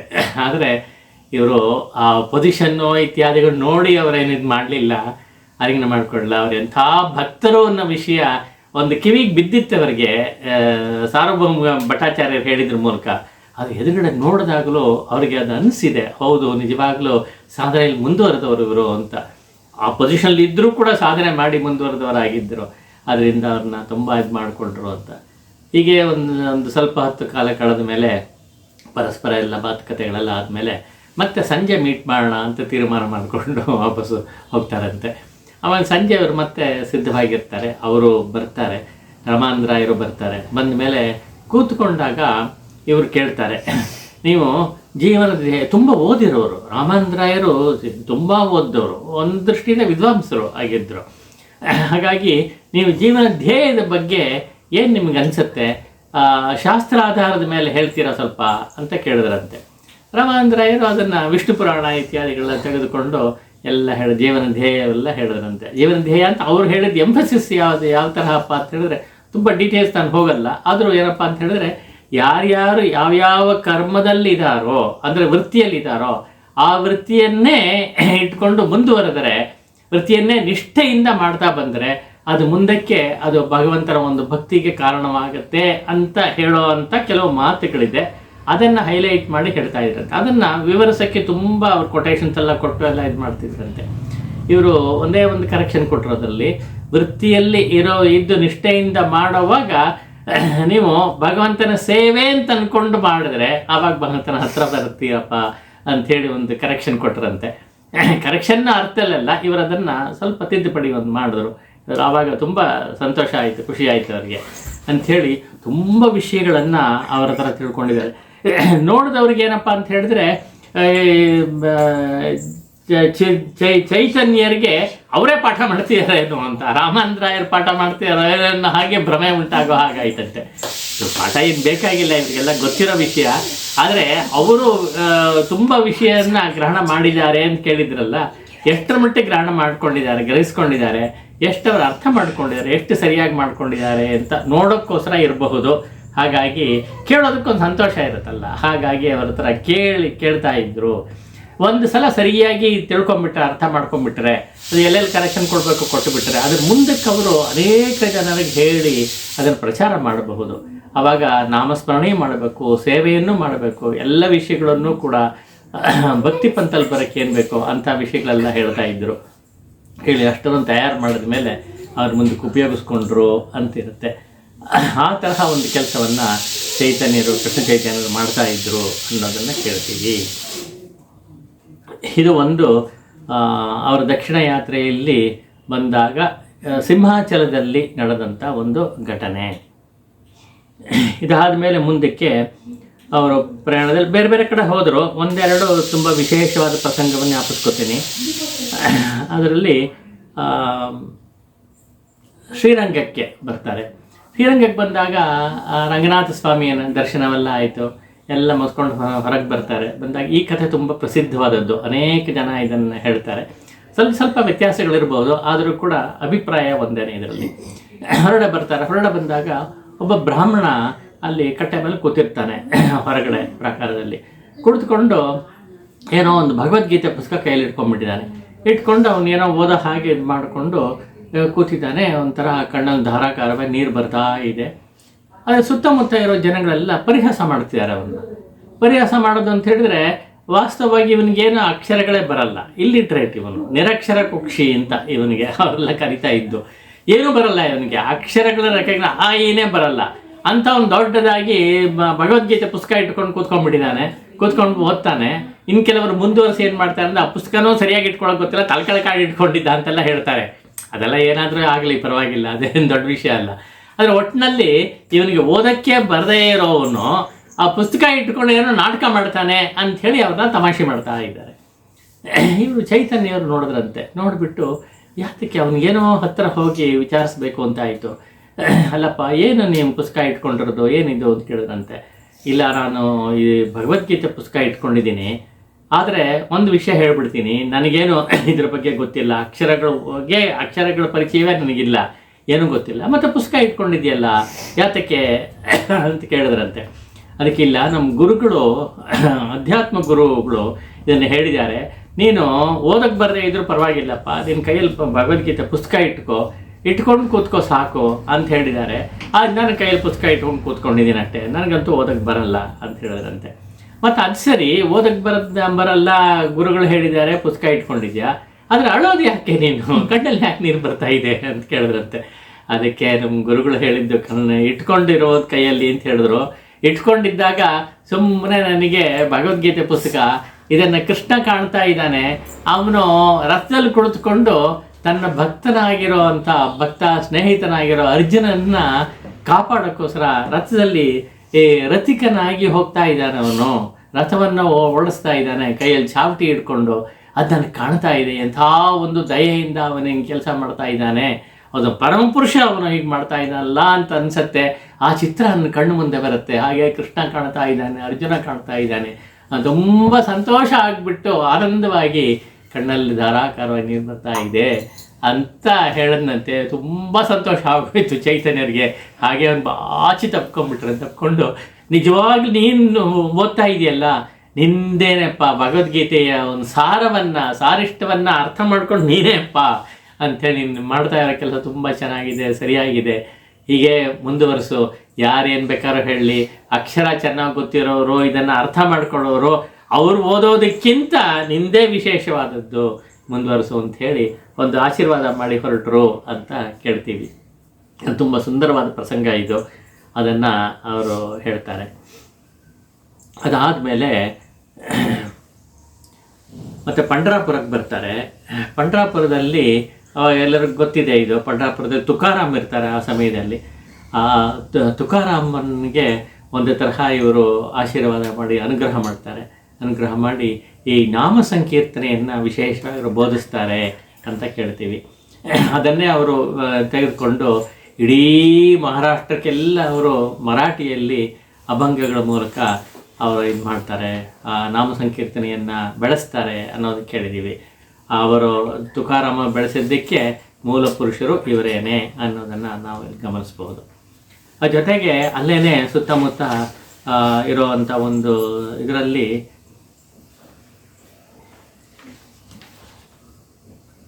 ಒಂದು ನಿಮಿಷ,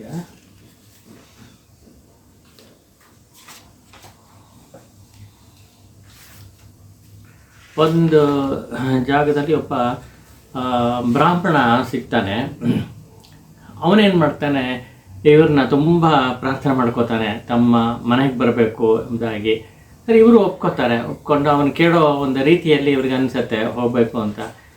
ಅವ್ರನ್ನ ಕರ್ಕೊಂಡೋಗಿ ಅವರು ಪಾದಪೂಜೆ ಎಲ್ಲ ಮಾಡಿ, ಪಾದಪೂಜೆ ಅಂತ ಹೇಳಿದ್ರೆ ಪೂಜೆ ಮಾಡಿ ಆ ಅಭಿಷೇಕ ತೀರ್ಥ ಇದೆಯಲ್ಲ, ಅದನ್ನು ಆ ತೀರ್ಥವನ್ನು ಇವನು ಮತ್ತು ಮನೆಯವರೆಲ್ಲರೂ ಪ್ರಾಶನ ಮಾಡ್ತಾರಂತೆ. ಆಮೇಲೆ ಒಳಗಡೆ ಬಂದಮೇಲೆ ಪ್ರಸಾದವನ್ನು ಎಲ್ಲ ಕೊಟ್ಟುಬಿಟ್ಟು ಅವರು ತಗೊಂಡ ಮೇಲೆ ಆ ಶೇಷವನ್ನು ಇವ್ರ ಮನೆಯವರೆಲ್ಲ ಊಟ ಮಾಡ್ತಾರಂತೆ. ಅಷ್ಟು ಭಕ್ತಿಯಿಂದ ಅವನು ಇದು ಮಾಡ್ತಾನೆ. ಅವನಿಗೊಂದು ವಿಶೇಷವಾದ ಅನುಗ್ರಹವನ್ನು ಮಾಡಿದ್ಮೇಲೆ ಅವನು ಪ್ರಾರ್ಥನೆ ಮಾಡ್ಕೊಂಡಂತೆ, ನನಗೆ ನಿಮ್ಮ ಜೊತೆಲೇ ಇದ್ಬಿಡ್ಬೇಕು ಅಂತ ಅನ್ಸುತ್ತೆ, ನೀವು ಹೋಗೋವಾಗ ನಿಮ್ಮ ಜೊತೆಲೇ ಬಂದುಬಿಡ್ತೀನಿ ನಾನು ಅಂತ. ಮನೆ ಏನಪ್ಪ ಮಾಡಿದೆ, ಮನೆ ಬಿಟ್ಬಿಟ್ಟು ಬಂದುಬಿಡ್ತೀನಿ ಇನ್ನಂತೆ. ಖಂಡಿತ ಹಾಗೆ ಮಾಡಬಾರ್ದು, ಈ ತಾಪತ್ರಯವೇ ಬೇಡ ನನಗೆ, ಮನೆ ಇಲ್ಲ, ನಿಮ್ಮ ಜೊತೆ ಬಂದುಬಿಡ್ತೀನಿ ಅಂತ ಹೇಳ್ತಾ. ಇಲ್ಲಪ್ಪ, ಹಾಗೆ ಮಾಡಬಾರ್ದಪ್ಪ, ಇಲ್ಲೇ ಇರಬೇಕು ಅಂತ ಒಂದು ತರಹ ಮೈಲ್ಡಾಗಿ ಅವನ್ನ ಬಯ್ಯೋ ಹಾಗೆ ಹೇಳಿ, ಸ್ಟ್ರಾಂಗಾಗಿ ಹೇಳೋದು ಸ್ಟ್ರಾಂಗಾಗಿ ಹೇಳಿದ್ರು, ಬಯ್ಯೋ ಪಾರ್ಟು ಮೈಲ್ಡಾಗಿತ್ತಂತೆ.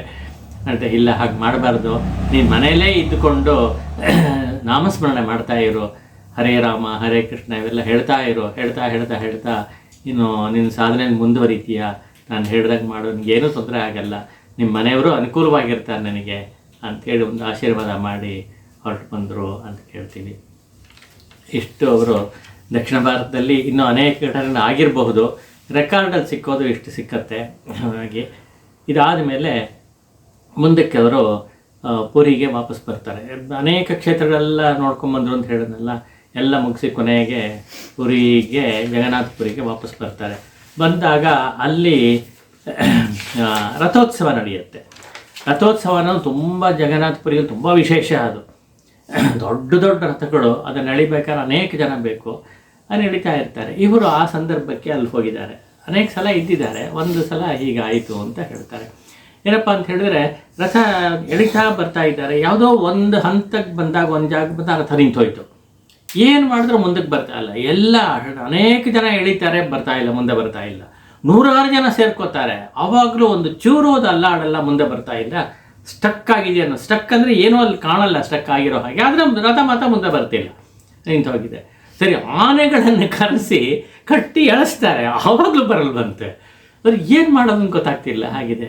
ಇದನ್ನು ಚೈತನ್ಯರು ನೋಡ್ತಾ ಇದ್ದು ಕೊನೆಗೆ ಸುಮ್ಮನೆ ರಥದ ಹತ್ರ ಬಂದು ಹಾಗೇ ರಥದ ಮೇಲೆ ಹಾಗೆ ಒಂಚೂರು ತಲೆ ಇಟ್ಟು ಊರ್ಕೊಂಡಾಗ ಹೇಳಿದ್ರೆ ತರಾಗೆ ಬಂದ್ಬಿಡ್ತಂತೆ, ರಥ ಸುಲಭವಾಗಿ ಬಂದ್ಬಿಡ್ತಂತೆ. ಎಲ್ಲರಿಗೂ ಆಶ್ಚರ್ಯ, ಏನಪ್ಪ ಇದು ಪವಾಡ ಇದು ಅಂತ ಹೇಳಿ ಮಾಡ್ತಾರೆ. ಈ ಥರದ್ದೆಲ್ಲ ಅವರಿಂದ ಆಗ್ತಾ ಇತ್ತು ಅಂತ ಕೇಳಿದ್ವಿ. ಹಾಗೆ ಆ ರಥದಲ್ಲಿರೋ ಮೂರ್ತಿಗೆ ಅಭಿಷೇಕ ಎಲ್ಲ ಮಾಡ್ತಾರೆ. ಅಭಿಷೇಕ ಮಾಡೋವಾಗ ಅನೇಕ ಜನ ಮಾಡೋವಾಗ ಅದನ್ನೆಲ್ಲ ಇವರ ಒಂದು ನೇತೃತ್ವದಲ್ಲಿ ಆಗ್ತಾ ಇತ್ತು ಅಂಥೇಳಿ ಕೇಳ್ತೀವಿ. ಅದೊಂದು ವಿಶೇಷತೆ.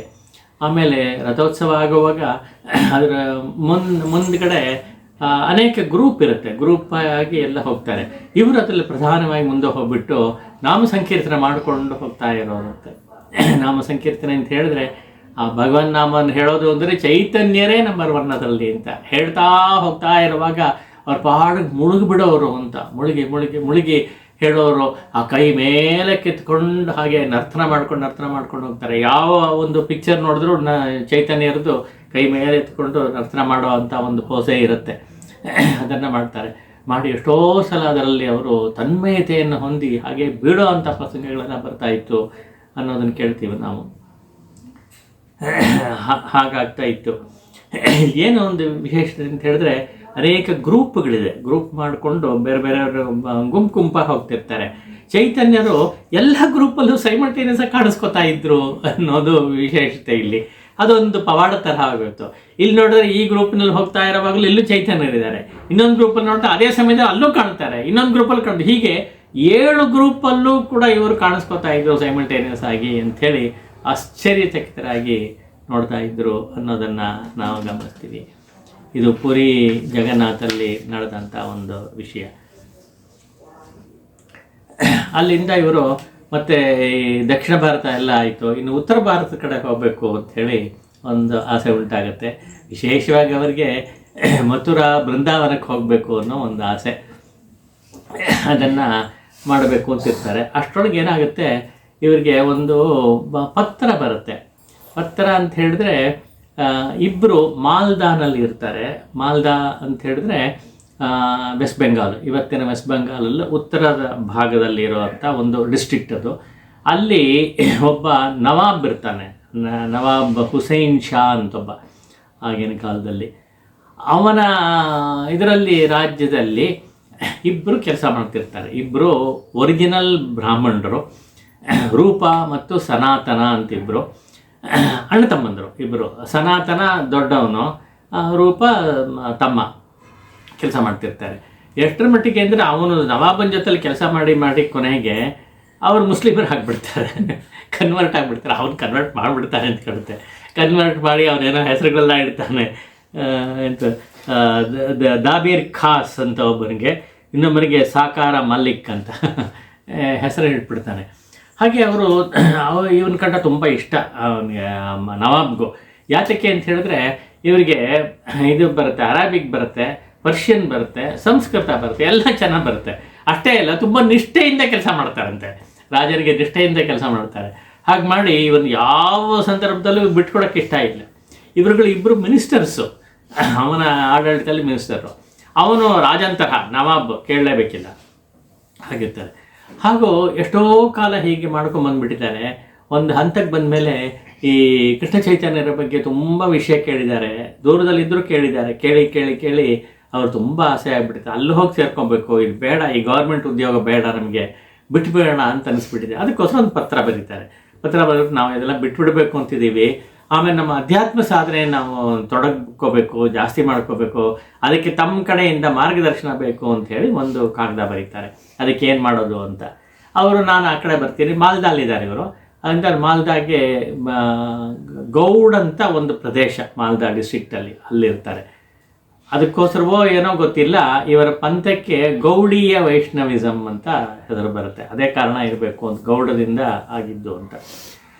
ಸರಿ, ಪತ್ರ ಬರೆದಿಂದ ನಾನು ಆ ಕಡೆ ಬರ್ತೀನಿ, ಮಾಲ್ದಾಗ ಬಂದಾಗ ನಾನು ಕಾಣ್ತೀನಿ ಅಂಥೇಳಿ ಉತ್ತರ ಕೊಟ್ಟಿರ್ತಾರೆ. ಈಗ ಅವರು ಉತ್ತರ ಭಾರತಕ್ಕೆಲ್ಲ ಹೋಗಬೇಕು ಅಂತ ಬಂದಾಗ ಅಲ್ಲೂ ಮಾಲ್ದಾಗ ಹೋಗೋಣ ಅಂತ ಒಂದು ಯೋಚನೆ ಬಂದಿರುತ್ತೆ.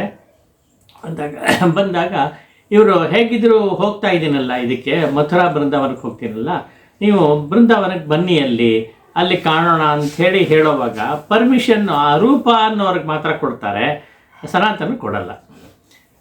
ಹೀಗಿದೆ. ಈಗೇನು ರೂಪಾದವನು ಹೇಗಿದ್ರು ಬಿಟ್ಬಿಡಬೇಕು ಅಂತ ತೀರ್ಮಾನ ಮಾಡಿ ಹೆಂಗೋ ಮಾಡಿ ತಪ್ಪಿಸ್ಕೊಂಡ್ಬಿಡ್ತಾನೆ. ಅಲ್ಲಿಂದ ತಪ್ಪಿಸ್ಕೊಂಡು ಅವನಿಗೆ ತುಂಬ ದುಡ್ಡಿರುತ್ತೆ. ಅಂದರೆ ಅವನು ಗೌರ್ಮೆಂಟ್ ಸರ್ವೀಸಲ್ಲಿದ್ದಾಗ ಮಿನಿಸ್ಟರ್ ಆಗಿದ್ದರಿಂದ ಸಿಕ್ಕಾಪಟ್ಟೆ ದುಡ್ಡು ಬಂದಿರುತ್ತೆ. ದುಡ್ಡು ನ್ಯಾಯವಾಗಿ ಸಂಪಾದನೆ ಮಾಡೋದು, ಅಲ್ಲಿ ಏನು ಅನ್ಯಾಯ ಮೋಸ ಆಗಿಸ ಏನೇನೂ ಇಲ್ಲ. ಎಷ್ಟು ದುಡ್ಡು ಅಂತ ಹೇಳಿದ್ರೆ ಅವನ ಹತ್ರ ಇದ್ದಿದ್ದು, ಅವನು ಹೊರಗೆ ಬಂದಾಗ ಸಂಪಾದನೆ ಮಾಡಿದ್ದು ಒಂದು ಬೋಟಲ್ಲಿ, ಅಲ್ಲೆಲ್ಲ ಬೋಟಲ್ಲಿ ತಾನೇ ಕ್ರಾಸ್ ಮಾಡಿ ಬರಬೇಕು. ಯಾಕೆಂದರೆ ಈ ಹುಗ್ಲಿ ಇವುಗಳೆಲ್ಲ ಬೇರೆ ಬೇರೆ ಅಲ್ಲೆಲ್ಲ ಇರುತ್ತೆ. ಕ್ರಾಸ್ ಮಾಡಿ ಬಂದು ಬೋಟಲ್ಲಿ ಕೂತ್ಕೊಂಡ್ರೆ ಬೋಟ್ ತುಂಬ ಆದರೆ ಬೋಟ್ ತುಂಬಿಡುತ್ತಂತೆ. ಏನೋ ಗೋಲ್ಡ್ ಕಾಯಿನ್ಸು, ಸಿಲ್ವರ್ ಕಾಯಿನ್ಸು ಇಟ್ಟು. ಈ ನಮ್ಮ ದೇಶ ಹೆಂಗಿತ್ತು ಅಂತ ಅವಾಗ ಯೋಚನೆ ಮಾಡಬೇಕು. ಅಷ್ಟು ಸಮೃದ್ಧವಾಗಿತ್ತು. ಈಗೆಲ್ಲ ಹೋಯ್ತು, ಈಗ ಗೋಲ್ಡ್ ಸಿಲ್ವರ್ ಮೇಲೆ ಹೊಟ್ಟೋಗಿದೆ. ಈಗ ಇರಲಿ. ಹಾಗೆ ಅಷ್ಟು ತೊಗೊಂಡಂತೆ. ತೊಗೊಂಡು ಅವನು ಏನು ಮಾಡಿದ್ದಾನೆ, ತೊಗೊಂಬಂದು ತಾನು ರಿಟೈರ್ ಆಗಬೇಕು ಅಂತ ತೀರ್ಮಾನ ಮಾಡಿ ಆಯಿತು. ಅಲ್ಲಿನ ಜಾಬ್ ಕೆಲಸ ಬಿಟ್ಟು ಬಂದಾಯಿತು, ಹೊರಗಡೆ ಬಂದಾಯಿತು. ಮನೆಗೆ ಬಂದ ಮೇಲೆ ಅದನ್ನಷ್ಟು ತಾನು ವೈರಾಗ್ಯಶೀಲನಾಗಿದ್ದಾನೆ. ಯಾಕೆಂದರೆ ಪೂರ್ತಿ ತಾನು ಇದಕ್ಕೆ ಕೊಟ್ಕೋಬೇಕು, ಕೃಷ್ಣ ಚೈತನ್ಯ ಜೊತೆ ಇದಾಗಬೇಕು ಅಂತ ಹೇಳಿದ್ರಿಂದ ಇದೆಲ್ಲ ಬಿಟ್ಬಿಡಬೇಕು. ಅದಕ್ಕೋಸ್ಕರ ಅವನು ತನ್ನ ಆಸ್ತಿಯಲ್ಲಿ ಅರ್ಧ ಭಾಗವನ್ನು ಯಾರು ಹೀಗೆ ಸ್ಪಿರಿಚುವಲ್ ಫೀಲ್ಡಲ್ಲಿ ಇರ್ತಾರೋ, ಇದಕ್ಕಾಗಿ ಯಾರು ಸೇವೆ ಮಾಡಬೇಕು ಅಂತಿದ್ದಾರೋ ಅಂಥವ್ರಿಗೆ, ಮತ್ತು ಬ್ರಾಹ್ಮಣರು, ವೈದಿಕ ಬ್ರಾಹ್ಮಣರು ಯಾರಿದ್ದಾರೋ ಅವರಿಗೆ ಅಂಥೇಳಿ ಇಬ್ಬರಿಗೂ ಸೇರಿ ತನ್ನ 50% ಆಫ್ ದಿ ವೆಲ್ತನ್ನು ಕೊಟ್ಬಿಡ್ತಾರಂತೆ. ಆಗೋಯ್ತು, ಮುಗಿದೋಯ್ತು. ಇನ್ನು ಬಾಕಿ ಇರೋದ್ರಲ್ಲಿ ಅರ್ಧ ಭಾಗ, ಅಂದರೆ 25%ಅನ್ನು ಅವರ ಸಂಬಂಧಿಕರು ಅದು ಇದು, ಮತ್ತು ಯಾರು ದರಿದ್ರರಾಗಿದ್ದಾರೋ, ನೀಡ್ ಯಾರಿಗಿದೆಯೋ ಅಂಥವ್ರಿಗೆ ಅಂಥೇಳಿ ಅದನ್ನು ಕೊಟ್ಬಿಟ್ಟ. ಇನ್ನು 25% ಇದೆಯಲ್ಲ ಕೊನೆಯಲ್ಲಿ, ಅದು ತನ್ನ ಒಂದು ನಿತ್ಯ ಕೆಲಸಕ್ಕೆ ಇದಕ್ಕೆಲ್ಲ ಬೇಕಾಗತ್ತೆ ಅಂಥೇಳಿ ಅದನ್ನು ಮಾತ್ರ ಇಟ್ಕೊಂಡಾಗ ತಾನೇ ಇಟ್ಕೊಂಡು ಎಲ್ಲೂ ಓಡಾಡೋಕ್ಕಾಗಲ್ಲ. ಬೃಂದಾವನ ಆ ಕಡೆ ಎಲ್ಲ ಹೋಗಬೇಕಲ್ಲ, ಅದಕ್ಕೋಸ್ಕರ ಬ್ಯಾಂಕಿಂಗ್ ಏನೂ ಇಲ್ಲ ಆ ಕಾಲದಲ್ಲಿ. ಅದಕ್ಕೋಸ್ಕರ ಒಬ್ಬ ವ್ಯಾಪಾರಿ ಹತ್ರ ಕೊಟ್ಟು, ನಂಬಿಕೆಸ್ತ ವ್ಯಾಪಾರಿ ಹತ್ರ ಕೊಟ್ಬಿಟ್ಟು ಇಟ್ಕೊಂಡ್ರು, ಬೇಕಾದಾಗ ತೊಗೋತೀನಿ ಅಂತ ಹೇಳಿ ಕೊಟ್ಟನಂತೆ. ಆಯಿತು, ಇಟ್ಟು ಕೆಲಸ ಆಗಿದೆ. ಇದು ರೂಪ.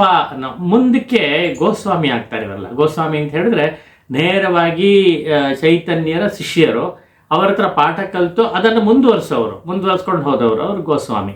ಇವರು ರೂಪ ಗೋಸ್ವಾಮಿ ಮತ್ತು ಸನಾತನ ಗೋಸ್ವಾಮಿ ಅಂತ ಹೆಸರು ಮುಂದೆ ಬರುತ್ತೆ. ಅದನ್ನು ಆಮೇಲೆ ನೋಡೋಣ. ಸದ್ಯಕ್ಕೆ ನಮ್ಮ ರೆಫರೆನ್ಸ್ಗೆ ರೂಪ ಗೋಸ್ವಾಮಿ ಅಂತಲೇ ಹೇಳೋಣ, ತೊಂದರೆ ಏನಿಲ್ಲ. ಈಗಲೇ ಹೇಳ್ಬೋದು ಹೆಸರು ಅವ್ರಿಗೆ. ಸರಿ, ರೂಪ ಗೋಸ್ವಾಮಿ ಕತೆ ಹೀಗಾಯಿತು. ಅವ್ರನ್ನ ಹೇಗಿದ್ರು ಕರೆದಿದ್ದಾರೆ ಬೃಂದಾವನಕ್ಕೆ ಹೊರಟೋದ್ರು. ಈ ಸನಾತನ ಕಥೆ ಏನಾಯಿತು ಅಂತ ಹೇಳಿದ್ರೆ, ಅವನಿಗೆ ಪರ್ಮಿಷನ್ ಕೊಟ್ಟಿಲ್ಲ. ಈಗ ಬೃಂದಾವನಕ್ಕೆ ಬಾ ಅನ್ನೋದು ಅವ್ನಿಗೆ ಕೊಟ್ಟಿಲ್ಲ. ಆದ್ದರಿಂದ ಈಗ ಹೋಗೋಕ್ಕಾಗಲ್ಲ. ಅವನು ಅಲ್ಲಿಂದ ಗೌರ್ಮೆಂಟ್ ಜಾಬಿಂದ ಬಿಡಿಸ್ಕೊಂಬರ್ಬೇಕು. ಅದಕ್ಕೋಸ್ಕರ ಏನು ಮಾಡ್ದ, ಮೊದಲು ಇಬ್ಬರು ಬ್ರಾಹ್ಮಣರನ್ನ ತಯಾರು ಮಾಡಿಬಿಟ್ಟ. ತನ್ನ ಕೆಲಸ ಮಾಡೋದಕ್ಕೆ ಏನು ಬೇಕೋ ಅದನ್ನು ತಯಾರು ಮಾಡಿಬಿಟ್ಟು ಇವನೇನು ಮಾಡ್ತಾನೆ, ಮನೆಗೆ ಬಂದು ಆರಾಮಾಗಿ ಕೂತ್ಕೊಂಡು ಅವನು ಭಾಗವತ ಶ್ರವಣ ಓದ್ತಾ ಇದ್ದಾನೆ. ಭಾಗವತ ಶ್ರವಣ ಒಂದಷ್ಟು ಬ್ರಾಹ್ಮಣರೆಲ್ಲ ಕರೆಸಿ ಕೂರಿಸ್ಕೊಂಡು ಅವ್ರ ಜೊತೆಯಲ್ಲಿ ಡಿಸ್ಕಷನ್ನು ಭಾಗವತದ ಬಗ್ಗೆ ಇದೆಲ್ಲ ಮಾಡ್ತಾ ಇದ್ದಾನೆ. ಅಲ್ಲಿ ಆಫೀಸ್ ಕೆಲಸ ಏನಂತ ಹೇಳಿದ್ರೆ, ಒಂದು ಸಿಕ್ ಲೀವ್ ಲೆಟರ್ ಒಂದು ಬರೆದ್ಬಿಟ್ಟು ಹಾಕ್ಬಿಟ್ಟಿದ್ದಾನೆ. ಅವನು ನವಾಬ್ ಏನು ಮಾಡ್ದ, ಸಿಕ್ ಲೆಟರ್ ಬಂದ್ಬಿಡ್ತು. ಅವನು ಇವ್ರ ಮೇಲೆ ತುಂಬ ಡಿಪೆಂಡ್ ಆಗಿದ್ದ.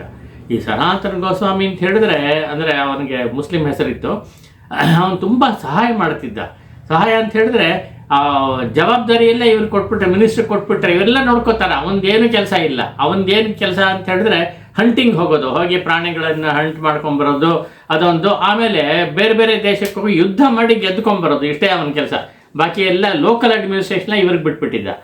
ಅಂಥವರು ಹೀಗೆ ಆಕ್ಸಿಡೆಂಟ್ ಆಗಿಬಿಟ್ರೆ, ಸಿಕ್ ಲೀವ್ ಕೊಟ್ಬಿಟ್ರೆ ಏನು ಮಾಡೋದು ಅಂತೇಳಿ ಒಬ್ಬ ವೈದ್ಯರನ್ನು ಕಳಿಸ್ಕೊಂಡು ನೀವು ನೋಡಿಕೊಂಡು ಅವ್ರನ್ನ ನೋಡಿ ಅವ್ರ ಪರಿಸ್ಥಿತಿ ಹೇಗಿದೆ ನೋಡಿ ಅವರಿಗೆ ಔಷಧಿ ಎಲ್ಲ ಕೊಟ್ಟು ಬನ್ನಿ ಅಂತ. ಆ ವೈದ್ಯರು ಬಂದು ನೋಡ್ತಾರೆ, ಏನಿಲ್ಲ, ಆರಾಮಾಗಿ ಎಲ್ಲರ ಜೊತೆ ಕೂರಿಸ್ಕೊಂಡು ಭಾಗವತ ಪಾರಾಯಣ ಆಗ್ತಾ ಇದೆ, ಶ್ರವಣ ಕಥಾಶ್ರವಣ ಆಗ್ತಾ ಇದೆ, ಇದೇನಿದು ಅಂತ ಹೋಗಿ ರಿಪೋರ್ಟ್ ಮಾಡಿಬಿಟ್ಟ ಅವನು. ಹೀಗೆ ಆಗಿದೆ, ಏನೂ ಇಲ್ಲ, ಹುಷಾರಾಗಿದ್ದಾರೆ, ಚೆನ್ನಾಗಿದ್ದಾರೆ, ಗಟ್ಟಿಮುಟ್ಟಾಗಿದ್ದಾರೆ ಅಂತ ಹೇಳ್ಬಿಟ್ಟ. ಅವರು ನವಾಬ್ ಬಂದುಬಿಟ್ಟು ಇದೇನು ಸ್ವಲ್ಪ ಬೆಳೆಸ್ತಾ ಇದ್ದೀನಿ, ಆದರೆ ಇದು ಒಂಥರ ಚೆನ್ನಾಗಿದೆ ಅನ್ನೋಕ್ಕೋಸ್ಕರ ಅಷ್ಟೇ.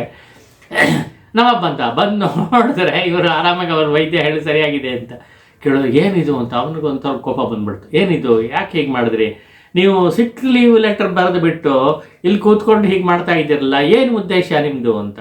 ಆವಾಗ ಹೇಳೋದು, ಇಲ್ಲ ನನಗೆ ಇಷ್ಟವಿಲ್ಲ, ಸಾಕು, ರಿಸೈನ್ ಮಾಡಿಬಿಡ್ತೀನಿ, ನನಗಿದೇ ಬೇಕು ನನಗೆ ಅಂತೆಲ್ಲ ಹೇಳಿದಾಗ, ಇಲ್ಲ ನಿಮ್ಮನ್ನು ಬಿಡೋಕ್ಕಾಗತ್ತಾನಿಲ್ಲ, ಅದು ನಿಮ್ಮಿಂದಲೇ ನಡೀತಾ ಇದ್ದಿದ್ದು ಅಡ್ಮಿನಿಸ್ಟ್ರೇಷನು, ಇವಾಗ ನಿಮ್ಮನ್ನು ಹೇಗೆ ಬಿಡೋಕ್ಕಾಗಿದೆ, ನೀವು ಬರಲೇಬೇಕು ಅಂತ. ಇಲ್ಲ ನಾನು ಬರೋಕ್ಕಾಗಲ್ಲ ಅಂತ ಇವರು ಹಠ ಮಾಡಿ ಹೇಳ್ತಿದ್ದಾರೆ.